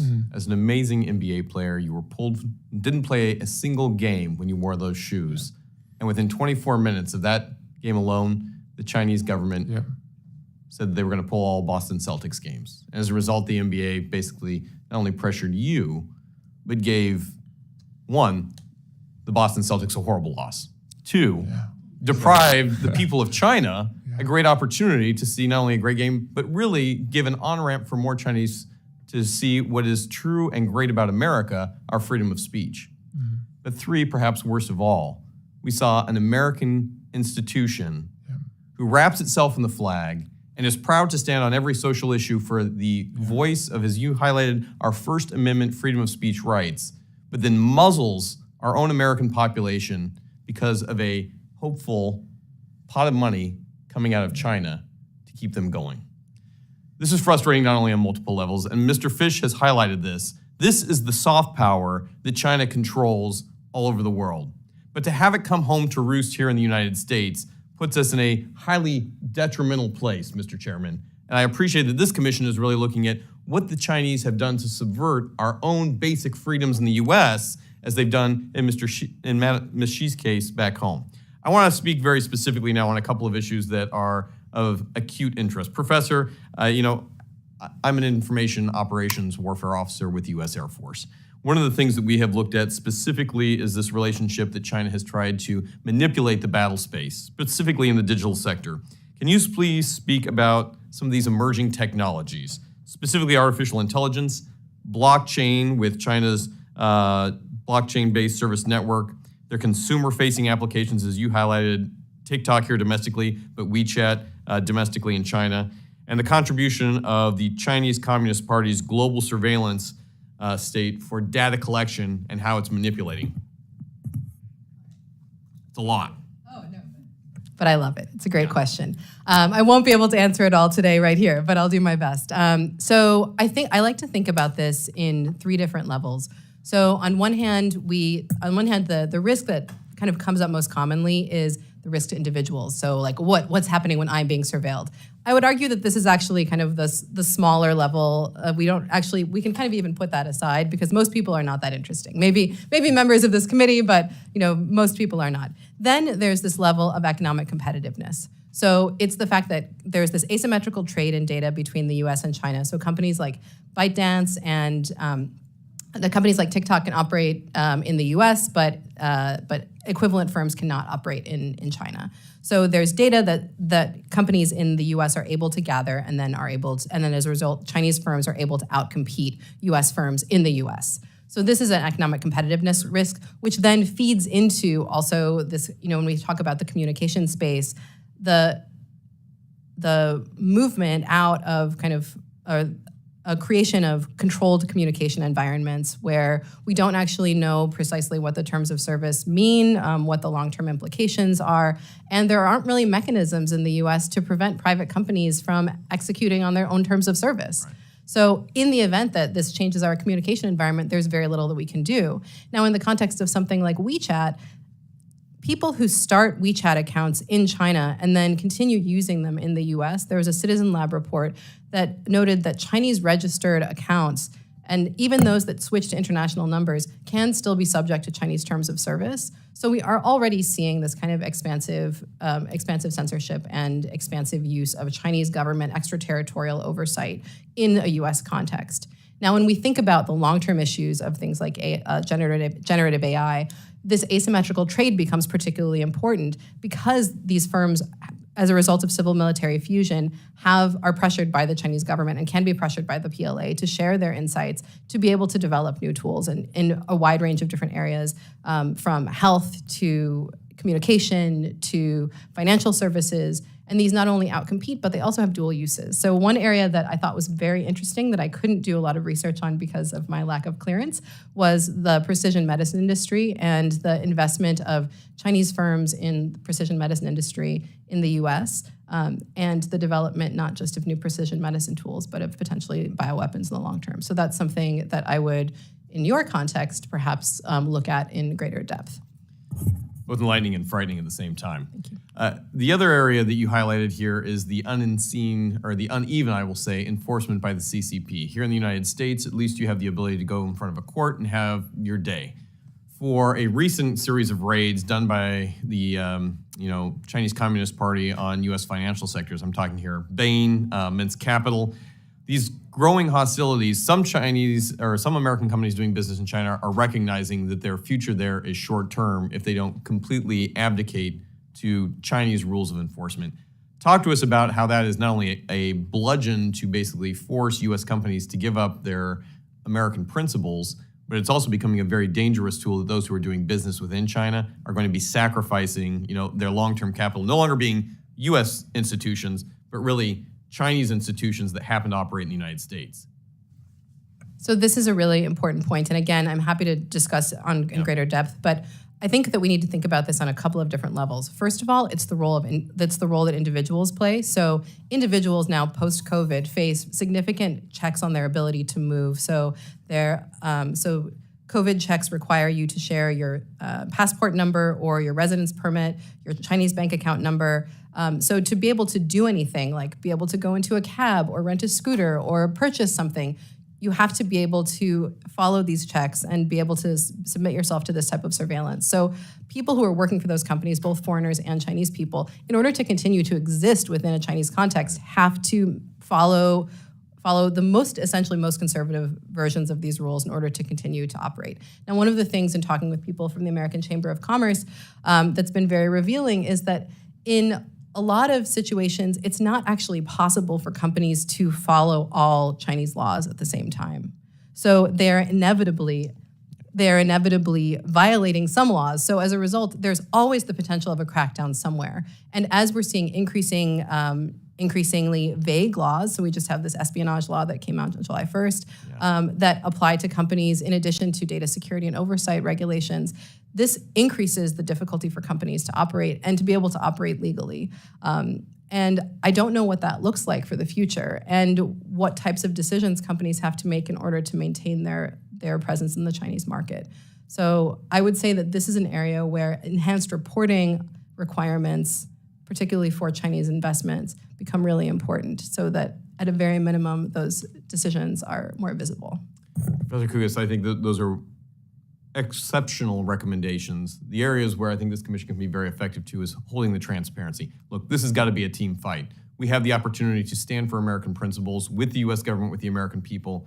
We also need our business and innovation sector to be on the same page because we are essentially allowing winners and losers to operate in this space, that those who decide to do the bid and will of the Chinese Communist Party get to have some sanctuary and therefore a market share, while those who hold to the same principles that they would operate in the United States are deprived of that.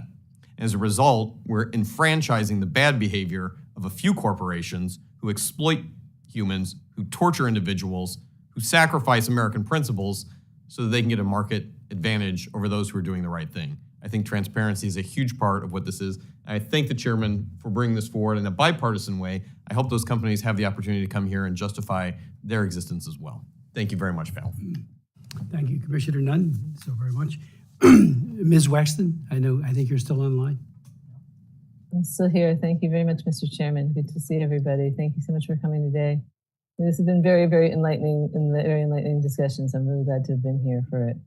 I do want to ask you a couple of questions, Mr. Fish. When Shen announced that it's engaged in independent audits now, spot checks to address forced labor, experts like Adrian Zenz have said that these audits would be inadequate if state-sponsored forced labor was in any way involved, as it creates a systematically coercive environment in which targeted groups are mobilized through extensive government and grassroots recruitment efforts. With this environment in mind, what tactics have you seen companies like Shen take in hiding the source of materials mined, produced, or manufactured, either whole or in part, with Uyghur forced labor? Thank you, Congresswoman. I think that's an excellent question.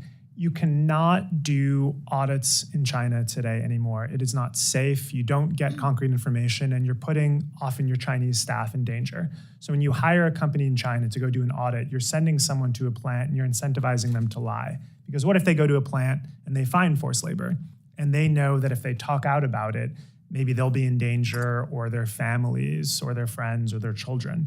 So there's no way to do it. And what we strongly recommend is using open source information, which you can do safely from outside of China, to paint very accurate pictures of links between corporations and various elements of the Chinese Communist Party. And that's a model that we ourselves take at the company I run, Strategy Risks. It's using open source information to tell the links between companies and the Chinese Communist Party. And we think that's incredibly important. It's also, as the information environment in China degrades, it's going to get more and more difficult for journalists, for policymakers, for companies, as Commissioner Nunn was saying, to get good concrete information from China. And so we need to understand that big data, AI, open source collection methods are going to be necessary for transparency.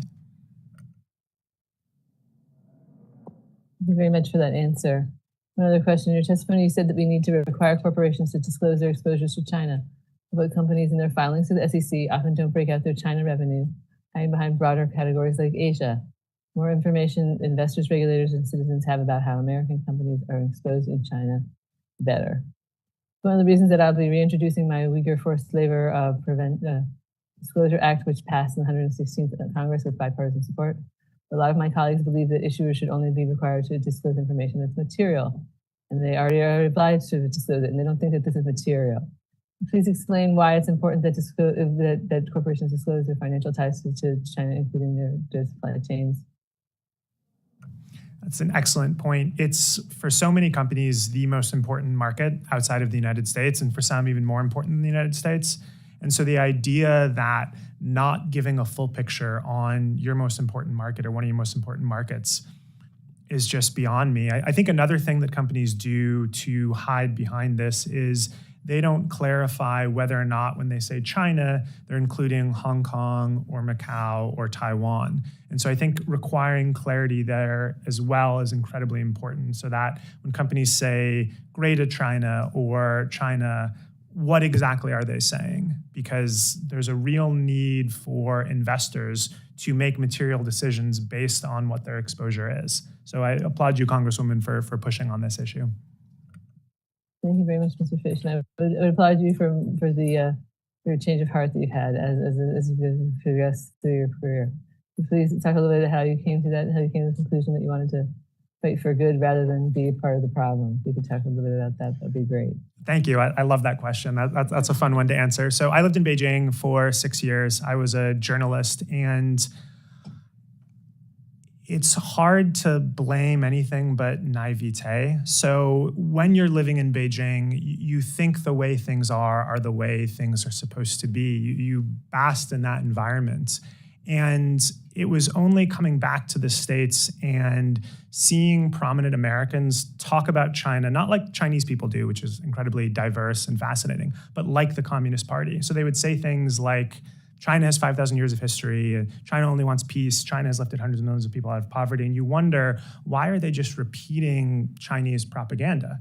And then I forced myself to go back and look at all the times that I did that, and all of the ways that I praised or facilitated the Communist Party. And it was a very uncomfortable transition, but I think it's really important for us to go through and see how we did this and just be very open-minded about these things. I do worry now a little bit about self-censorship in the other direction. I'm myself very anti-Communist Party, but there are legitimate reasons to support the party, and one has to be able to have a conversation about it. You know, I don't want us to be in a scenario where if someone says something nice about Beijing, they're automatically accused of being a Chinese spy or of being a toady or a lackey. I think we need to have a reasoned debate, and I applaud this commission for the way that it frames these issues and discusses these issues. So thank you for that. Thank you very much. I want to thank all the witnesses for being here today, and I want to acknowledge everything you guys have been through. I mean, it's true that a lot of you are still dealing with the effects of what your family is going through in China, here in the U.S., and I feel really bad for you about that. We're trying to make sure that we can do what we can to stop this transnational coercion.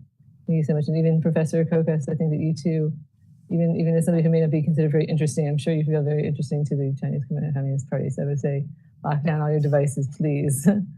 Thank you all so much for coming. It was really fascinating. Take care, and I yield back. Thank you very much, Commissioner. I'd like to now yield to Commissioner Wild. Thank you so much, Mr. Chairman. And let me just commend the chairs of this commission and the staff who have put together an incredibly dynamic hearing with absolutely fascinating witnesses. So much of what we do here in Congress often goes unnoticed by the public, and part of that is just because it doesn't seem that interesting to the outside world. And we've all found that when we can make subjects interesting, people are more likely to listen, and thank you for helping us to do that. I'm honored to be a member of this commission. I just want to say a few things. First, Mr. Freedom, full disclosure, Sixers fan here. I think the last time you and I saw each other was in January of 2021. We were on a Zoom at the peak of COVID and talking about human rights and equal justice around the world. And I think at that time you weren't yet a United States citizen, and you are now one. So congratulations on that. I have to say you're a very good storyteller. You said a couple of times, I'm not a politician, and I suspect that there is a place for you in U.S. politics if you're interested, because you're so good at telling stories. You made the comment that human rights is about politics. You know, and you also very vividly illustrated that fighting for human rights can be lonely. It can be a lonely task. But what we've also seen through this hearing, and what we know if we just look around the world and look at different companies, is that fighting for human rights is sometimes at odds with the almighty dollar. or euro or lira or whatever currency a company is dealing in, and that profits often transcend concern for human rights. And I think that's what this hearing is all about. It's sad, but I'm glad that we are having it. The only other thing I'll say about your comments, you made the comment that somebody in the Players Association said to you, if there's no NBA, there's no Players Association. I would suggest to the Players Association that they study the power of organized labor and what they have done in this country and elsewhere to really advance their rights. So with that said, Mr. Fish, I just want to comment on your what you said about the power of the consumer. We often have seen campaigns at grassroots levels against products, companies, and they don't start because somebody in Congress is talking about it. They start because there is an activist or a group of activists who are going out there and dispersing information, which of course is a little easier now with social media. And more power to them. Quite honestly, rather than Congress leading the way, what we often see is that governments, and I'll speak for Congress here, often take our direction from what consumers and the population are talking about and worried about and acting or advocating about. So I agree with you that the power of the consumer is huge. Dr. Kokas, let me just say, first of all, thank you for having your students read the terms of service, the TikTok terms of service. They might be the only people in the world who have, but I'm glad somebody did. Some lawyer or group of lawyers spent a lot of time on those terms of service, so it's nice that somebody read them. But you've made some really fascinating points in your testimony, and we've talked a lot about what companies are doing wrong, and I really do worry that often corporate America, or maybe corporations around the world, talk out of both sides of their mouth. They can condemn human rights abuses, but we have to have this relationship because it's critical to our profit margins. So, but what I'd like to do, just because we've talked a lot about the negative, is can you give us any examples of U.S. companies that have navigated these dynamics with China differently in a positive way, where they have, how they have navigated the PRC market and still done well, that have still been able to continue selling products in the world's largest markets while still standing up for their fundamental principles. Do any come to mind for you? And by the way, I open this up to anybody but you in particular, because you've studied it so much. Thank you. I think that's a really important question. And one of the things that we've seen is that companies do the right thing when they face pressure most consistently. Back to Mr. Fish's point, right? Right, yeah.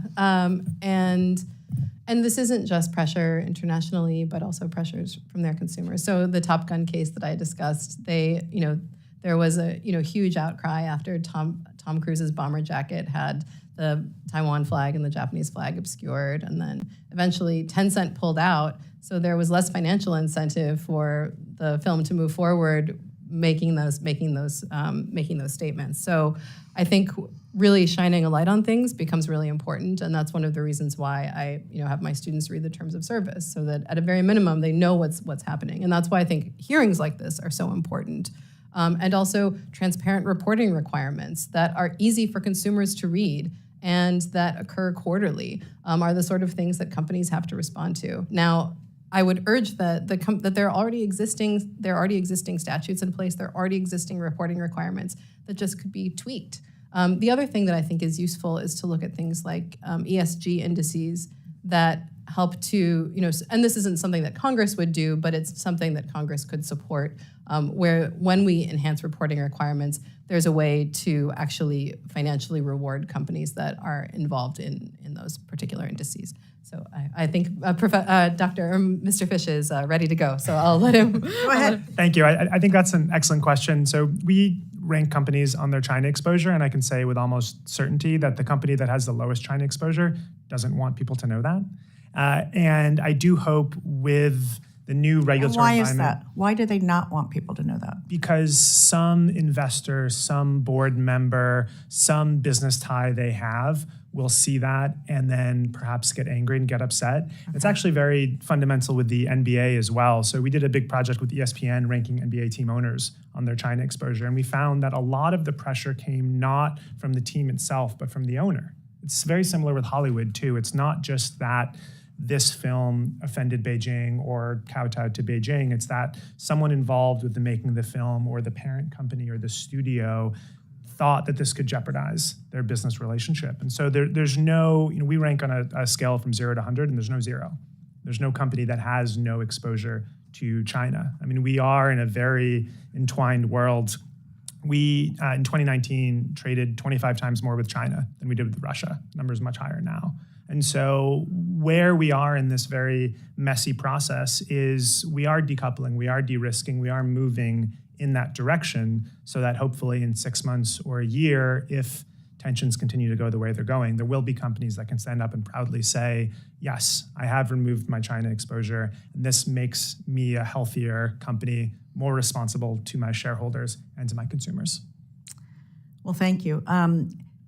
It's interesting because there seems to be almost a knee-jerk reaction to made in China products. I will tell you, political candidates who have political swag, T-shirts, hats, whatever, and that are found to have a tag that says made in China, they're going to hear about it and it's going to become a negative hit on them. But so many people, I don't think, really understand the full cycle. So what a lot of consumers, voters, and other people in the US might be thinking about is we've outsourced so many things to China, we've lost market share, we've had factories closed down, including in my own district, Pennsylvania 7. Workers have lost their jobs. But without really thinking about the reason for that is not only that there are very low wages and lower costs of operating in China, but that comes at the expense of the people the Uyghurs, and the people who are producing these products in China. And that's the part that often people, I will tell you, and I don't fault anybody for this because it takes a lot of critical reading and thinking, and everybody's got things, but I think it's really important that we draw that full circle. And that it's not just about your factory closed and everybody lost their job, huge and very, very destructive to a community. And why did that happen? Well, because the Chinese can produce it more cheaply. And why can the Chinese produce it more cheaply? And that's really the question when we're talking about human rights that needs to be elevated and really needs to be talked about, not just that we're losing market share. As I said, I represented, or maybe I didn't say it, I represent a district where manufacturing is king. It is the largest sector of our economy, which I'm really happy to report because for a long time it wasn't. We lost Bethlehem Steel, which closed specifically because of steel being, Chinese steel. And really we were on a downward slide. We have come back. And quite honestly, the Chips and Science Act that was passed here is going to make a huge difference in manufacturing communities like mine, and of course we know that the Chinese waged a particularly high profile campaign on social media against the Chips and Science Act. And I think there's a reason for that. But I want to switch gears for just a minute let me just finish this line of questioning. As we talk about all of these things, we still have to acknowledge that we are very interconnected. As Secretary Yellen said on her visit to China, we seek to diversify, not decouple. I think that's a really important message, and people have to understand that. Can any of you speak to what more we can do as policymakers to assist businesses that want to invest fully here in the United States, but are reliant on doing business in the PRC, at least in the short run, for certain parts or processes? Because I hear about that a lot in my community. Things that cannot be made without things in the supply chain coming from China. How can we support those companies? I'll answer that. There are things that can't be made outside of China, but there are plenty of things that can. And so But that takes ramp up. I mean, let's face it, we're seeing that right now with semiconductor. I mean, it's going to take a while to get to where we need to be. But go ahead, I'm sorry. So no, I think that's an excellent point, and it does take ramp up, and it's good that we're starting now, or starting over the last couple of years. I think the issue is that so many American champions or American solutions also have large ties to China that aren't economically required. So we'll have to double check this, but I believe Mountain Pass, which is seen as the U.S. solution to the rare earths problem, is something like 7 or 8% owned by Chinese companies. And that's not the solution that the American people need. And it's not that this company needs that stake in order to survive. And so when we deal with companies on this all the time, when a company has, say, 1,200 factories in China, the idea isn't shut them all down. The idea is, okay, so of these factories, maybe 10 or 20% are both non-essential, but also very entangled with the Chinese Communist Party. And those are the ones that you get rid of first. Okay. Okay, go ahead. Just really quickly. Sure. One thing that I think is also useful is rewarding mitigation strategies. So one of the things that's, so shutting down a factory is more visible, but rewarding companies and working with companies to develop their mitigation strategies and honoring that ramp down time is really important, because it's not financially feasible in a lot of cases to shut things down. I completely agree with you. I'd love to have another discussion at some point about the pragmatic approach to doing that, because I think you're absolutely right. But those are great words. We got to figure out how do we do that to support those. I want to switch now, if I may. Do I have a few more minutes? Thank you, Mr. Chair. To Ms. Ming Lee, and thank you so much for being here. And thank you for advocating for workers in the PRC as well as for your husband. You have a lot of courage, and you've spoken very powerfully. And the defense of universal human rights and dignity and fighting against the use of forced labor is just so incredibly important. Your husband, as we know, was arrested and sentenced to 5 years imprisonment in 2019 due to his activism, including defending workers from discrimination in the workplace. As you may have gleaned from my initial comments, I am a big fan of organized labor. I think that it serves a purpose. I think the Players Association should take some lessons from them. But so it's just critically important, because that is how an ordinary worker gains power, not alone, but collectively. And that's how it has to happen. And of course, we know that pro-worker advocacy is dangerous in the PRC because we don't have organized labor as we know it. There, we have the All China Federation of Trade Unions, which is government controlled and is the only legal organization that workers can join. Am I right? Yeah. Let me just ask you, I just want to express my solidarity. I hope that comes through for the sacrifices that you and your husband have endured. I hope that, have you been able to speak with him? Not really. Actually, since he was arrested, he never have a chance to meet his lawyers. I was in China, so we finally came to the United States 2 years ago. But before that, I have like almost 2 years, and I went to the detention center and the court, and also go throughout the Chinese procedural law process. I went there 24 times, but never have a chance to visit him, and never have a chance to call him, never have a chance, like, even like recently, my letters are still like seized by the prison, and they just don't. You're not sure he's even receiving them. Yeah, they just don't give the letters to him. When my family members confirmed, I have sent several letters to him, and he said I didn't receive it. So even a photo, because when he was arrested, my girl was only 3-year-old, and they arrested him in front of my girl. The same day I was put into a Blackwood, handcuffed, and also integrated for overnight. Left my girl in the preschool, and they didn't allow me to pick up my girl. And so my girl now is 7-year-old. So almost 4 years, I really want to give him a photo. As a father, you really want to see your baby is growing. But even this very tiny, requirement, and they just the Chinese government won't let him to get that photo. So this is why human rights is so important.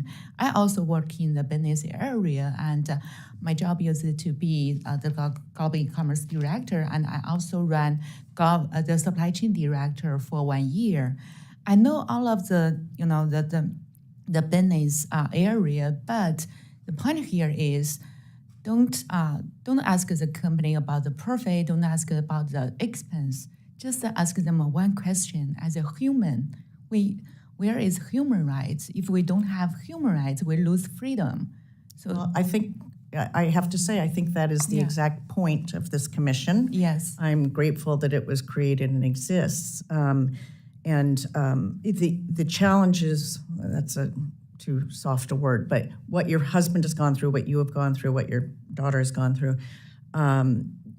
highlight just how critical this situation is. And that's just one story. I am sure there are many, many stories yes. like that. And of course, that suppresses any thoughts that other workers might have about collectively coming together to fight this kind of abuse. So thank you for telling this story. you. Thank Thank you you, all for being Congresswoman. here. It's incredibly important, and I hope that one day we will be able to look back on this and see some improvement. I do believe that I've never believed that the solution is to just completely shun China. I agree with the secretary that diversify, not decouple and it's just a reality. But we also have to remember that there are many, many people there who are not the PRC. They just are residents, citizens of China, and they are not bad people. And that's something that often gets a message that gets lost too. So we just have to keep amplifying this, I really believe. But thank you all for really compelling testimony. Thank you so that, I yield much, Ms. back. Wild. Commissioner Wild, thank you so very much.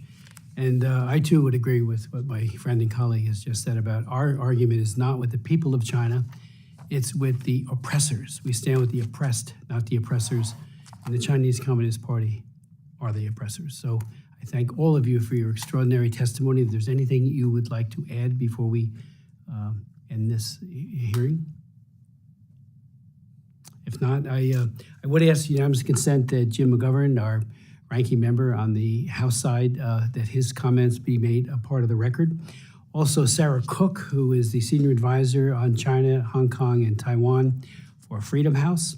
Maya Mitalapova, who's the MIT Director of Human STEM Lab, that her testimony be included in the record. And Robbie Smith-Saunders from the Coalition for a Prosperous America, that testimony be a part of the record as well. I want to express my deepest thanks to Jenny Wang for her work on this hearing. Really deeply appreciate the leadership she has shown. Matt Squeri, Scott Flipsy, Piero Tazzi, our Chief of Staff for the China Commission, Diana Majsiowicz for her help as well.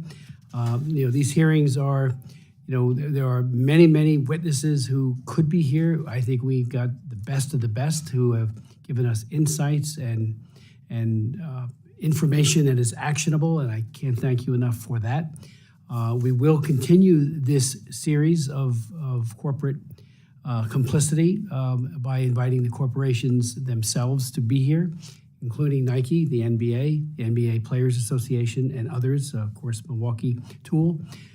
In the past, some have said yes, and I think that's a good thing. I mean, hopefully they'll all say yes, and hopefully they'll come to see that they can make an enormous difference. If the NBA, which is not hurting for money, we're talking about value added in terms of bucks and dollars that they make and players make. It is a very lucrative league without China. So my hope is that the moral imperative that, again, Annie's Cant to Freedom brings to a sharp point here at this hearing is heard by them. There are good players who I think want to do the right thing. Hopefully they'll be encouraged by your leadership to do so. So without any further ado, this hearing is adjourned, and again, I thank you.